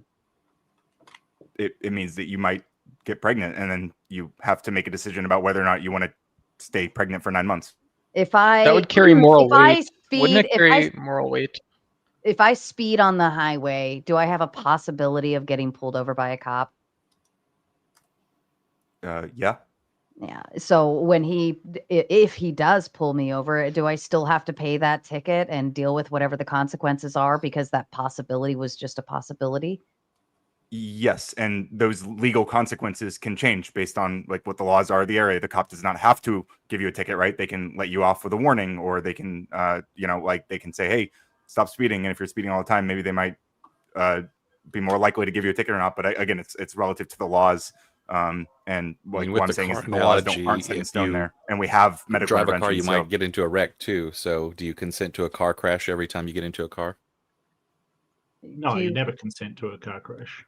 Right. That's why you've got insurance. But it's a possibility. It's still a possibility. Sure. That's not true. I've tried to take people out on the road. Oh God! Christian morals, ladies and gentlemen. Christian morals, right there. Thanks, that had nothing to do with Christianity. That had to do with. They always say that, Dustin, and it always turns out otherwise. Oh goodness! I'm just giving Dustin a hard time. There's not a good, like, seriously. I'm just giving Dustin a hard time. I think just one thing that Ryan said. If you take the position that it's the justified unaliving of your own child, then I can understand why you would say an AB. Sorry, I don't know if I can say these words. Is not a good experience, right? But if you don't take that position and you're just like, it's a clump of cells. Why is it like, all right, I get it. Like if I go to the dentist and get a tooth taken out, it's not a great experience, but it's not that bad. Well, I guess I would say like the uncertainty, even if you're not sure, even if you're like are undecided on whether or not it's like you might refer to it partially as a clump of cells, you might partially like see it as your child. Like even that alone is going to be an emotional burden that you have to deal with. And I think we should be empathetic to people who are struggling with that choice. I get that if you're back and forth on the positions and you're not sure. But if you're fully on like people, clump of cells, the experience itself is not without most people risk. Aren't like without. Most people don't want to have ever children ever, right? They just don't want to have them then. So they're dealing with those mixed emotions of, hey, I want this to happen, and this could be possibly a great thing, but I can't do it now, right? They're just exercising their judgment. Doesn't mean they're nihilistic monsters like that, like people portray them. Like these are genuinely difficult decisions, which is why it's like so horrible to like, call out and protest people who are going to get these things done. In fact, a lot of people who are having to have these procedures don't want to have them. at Well, all. would you- Like they're being forced to because of the And a lot of medical them situation do. they're in. What would you say And a about lot the of them brag person- about it. Yeah, what would you say about the person who believes it's a I- child? Oh, sure, I believe you. The worst possible case probably does exist. Yeah, I've I met would some even horrible I people. would even say there was a girl that I was mildly acquainted with who had her fifth AB, I believe, and What's her name? not she's nowhere in this. Like I Yes, haven't remember. seen her. It's been probably like 10 years. She's but coming on Facebook. Monday for a five debate. of them had five. Get her email. Looks like And is I she was single? just, and I was just like, you know, at what point do you stop utilizing that as your tool for prevention of having children, right? Like, it doesn't make a whole lot of sense to me. Well, we don't use that as the first tool of prevention. We want to have, you know, sort of contraceptives as our first tool of prevention, certainly a last resort. But I mean, I really want to ask the question, what level of acceptable risk? Because don't forget, women still die in childbirth. So what level of acceptable risk is there that you want to force people to, Dustin, people to go through? Like what level of risk? I'll lay my life down right now. I'll be agreeable if you know, if there's a potential risk, right? Like she could die, have serious medical issues. I'm totally Hold on a second. I totally acknowledge that if that's already upfront and very obvious to, you know, even what is it, ectopics pregnancies, like you have to technically have them removed because you could die from that. Well, you can die even without that. I'm agreeable at the idea that you know, if there's some actual medical harm on its face value right there, yes, I think mitigating that scenario and, you know, doing that is beneficial, right? Because it's the life of the mother at that point. However, without that standing, and I put aside all of the exceptions, the medical risks, the if there's grape, you know, things like that, I put those to the side. I think the exceptions are not the rule. The exceptions, yeah, if that it's not reasonable to expect somebody to carry for that. However, doesn't abortion come with its own set of risks? Yep. Yes, Yeah, but they're absolutely. much less than carrying the child to term. So And it doesn't matter because Christians get abortions too. That's true too. Well, yeah, they're going they're going against their religion by doing Christians so. have different beliefs, kind of thing. So I'm not going to lump. Not a single Christian that is actually a Christian would hold to. Okay, that's a no having an abortion. abortion. Okay, yeah, That's not. No, it's not. No, it's not. I can literally give you no that. real Christian. It's not a new. It's not a new. Would pretend to know who's a real Christian. Judgment is God's alone. Get the fuck out of Hey, here. that's great. That's great. Except for God gave us an entire book and church history to look off of to say who is a Christian and who is not. Right?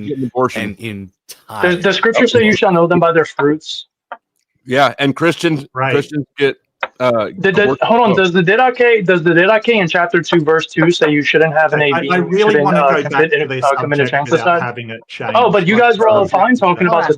You all were fine. There's that part in the Old Testament where it gives you a prescription to make bitter water. So Except it isn't. Except you're interpreting it for yourself, and you think that you have the infallible authority to bitter water is causes women to miscarry. And you're not even a Christian, sir. I'm not a Christian. It never said miscarry. It never said miscarry. If you're reading the NIV, it's a mistranslation, and it's a modern translation. You know who's a Christian? You know what the right translations are? You're an arrogant piece of shit, aren't you? Hold on. If you're saying he can't have an opinion because he's not a Christian, that is a genetic fallacy. No, that's not what I said. That's not what I said, Mark. Now, I would like to go back to the original topic because I did want to say to Sarah that there's always a risk for women in pregnancy. It can look totally fine, and there can be hemorrhaging when they actually go to birth the child. And sometimes the doctors cannot save them. So, it's not a matter of, hey, these ones we don't allow through, but women still die because we don't see this coming. So, I think you would have to consent to that risk in order to risk your life, even if it's a small risk. And when are they with Alex consenting saying, to the well, possibility by well, laying hold on down a in the sec, first place? Hold on, Brandon. Seriously, calm down. When Alex said, well, I would die to save them all, that's very noble, and I appreciate that, Alex, but that is your consent, right? What we would ask is, do I have a right to risk your life when it's not me? That's the question. No, I would And just to call bring you it a to bring it coward. to a real world stuff a little bit more, like one of the problems can with use current Alex abortion laws is that like this risk, while it's nice to say like, oh well, I support abortion in these cases, but in the real world right now, what we're struggling with is states where these like abortion bans are happening. Is that the ambiguity on whether or not the mother's life is like at risk enough is turning into doctors being unsure whether or not they're allowed to treat their patients, whether or not they're allowed to give abortions to women who probably need them, because they're not sure if they can prove it in a court of law that they absolutely needed them. And so women are this is why there's an increased maternal mortality rate because of these laws. How many women give birth every year?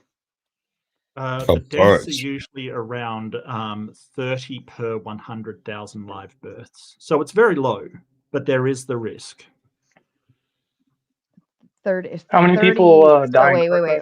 Wait, you said 30 out of how many? 100,000, yeah. That have the that die? Die, yes. Okay. Last I read, it was like 30% have complications, but only 8% of that 30% have life-threatening complications. Correct. Yeah. And a lot of it is they will have complications, and it will be ongoing. It will be some sort of injury that affects them for their life, either, in some way. But, if we're talking about deaths, it's very, very small number. I will point out, though, that is exceptionally high for a first world nation in the US. Again, though, we're talking about abortion as if Christian versus secular morality has anything really to do with it, because Christians get abortions, and atheists like myself, or agnostics, whatever, I don't agree with abortion. So this really isn't a one-to-one. It's about what the ethics teach, Dusty. Well, I think the concept would be if we stuck through like Christian ethics as a society as a whole, would that therefore be better holistically, and would even things like Christian abortion ethics is a thing. would abortion even be on the bill, if we were in a complete Christian society? What are Christian ethics? Is it right, Dusty? So I understand you just said you don't believe it's a thing, but if you don't believe it's a thing, why are you even up here debating it if it's not a thing? No, because it's a good question we need to ask ourselves and be able to define terms. So when I'm talking, I don't think you're a Christian. When we compare Christian versus secular, Can the two of you, do you guys, you know what? Let's just give them a room. Everybody else, if you'd like to take a bathroom break now.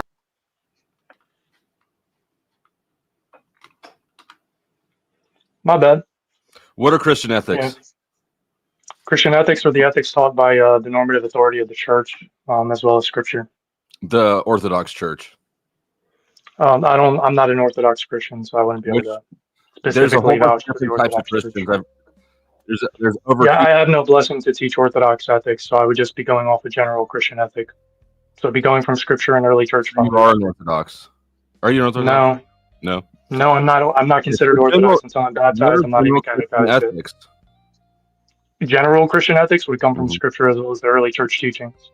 So no clothing of different fabrics. No. Yeah, Dusty, this is like the lowest IQ reply you could possibly give. Yeah, because you're not giving me anything to work with. You're not going to tell me. Okay, you understand that the ceremonial and the civil law of the Old Testament was specifically given in like Leviticus and stuff like that, right? Like what you're quoting about different fabrics. What you We're think fulfilled. I'm telling you what ethics we hold to. We hold to the moral ethics of the Old and New Testament. We hold to the entirety of the New Testament, all the prescriptions given there. Now, the Old Testament, there are ceremonial and civil laws that no longer apply to us because the ceremonial laws were pointing to the new covenant that came and is already fulfilled. It will be fulfilled at the second coming. So where does it say no? You're boring me already. Shut up. Yeah, because this motherfucker won't tell me what he thinks it is. He just keeps referring. I just gave it to you. I just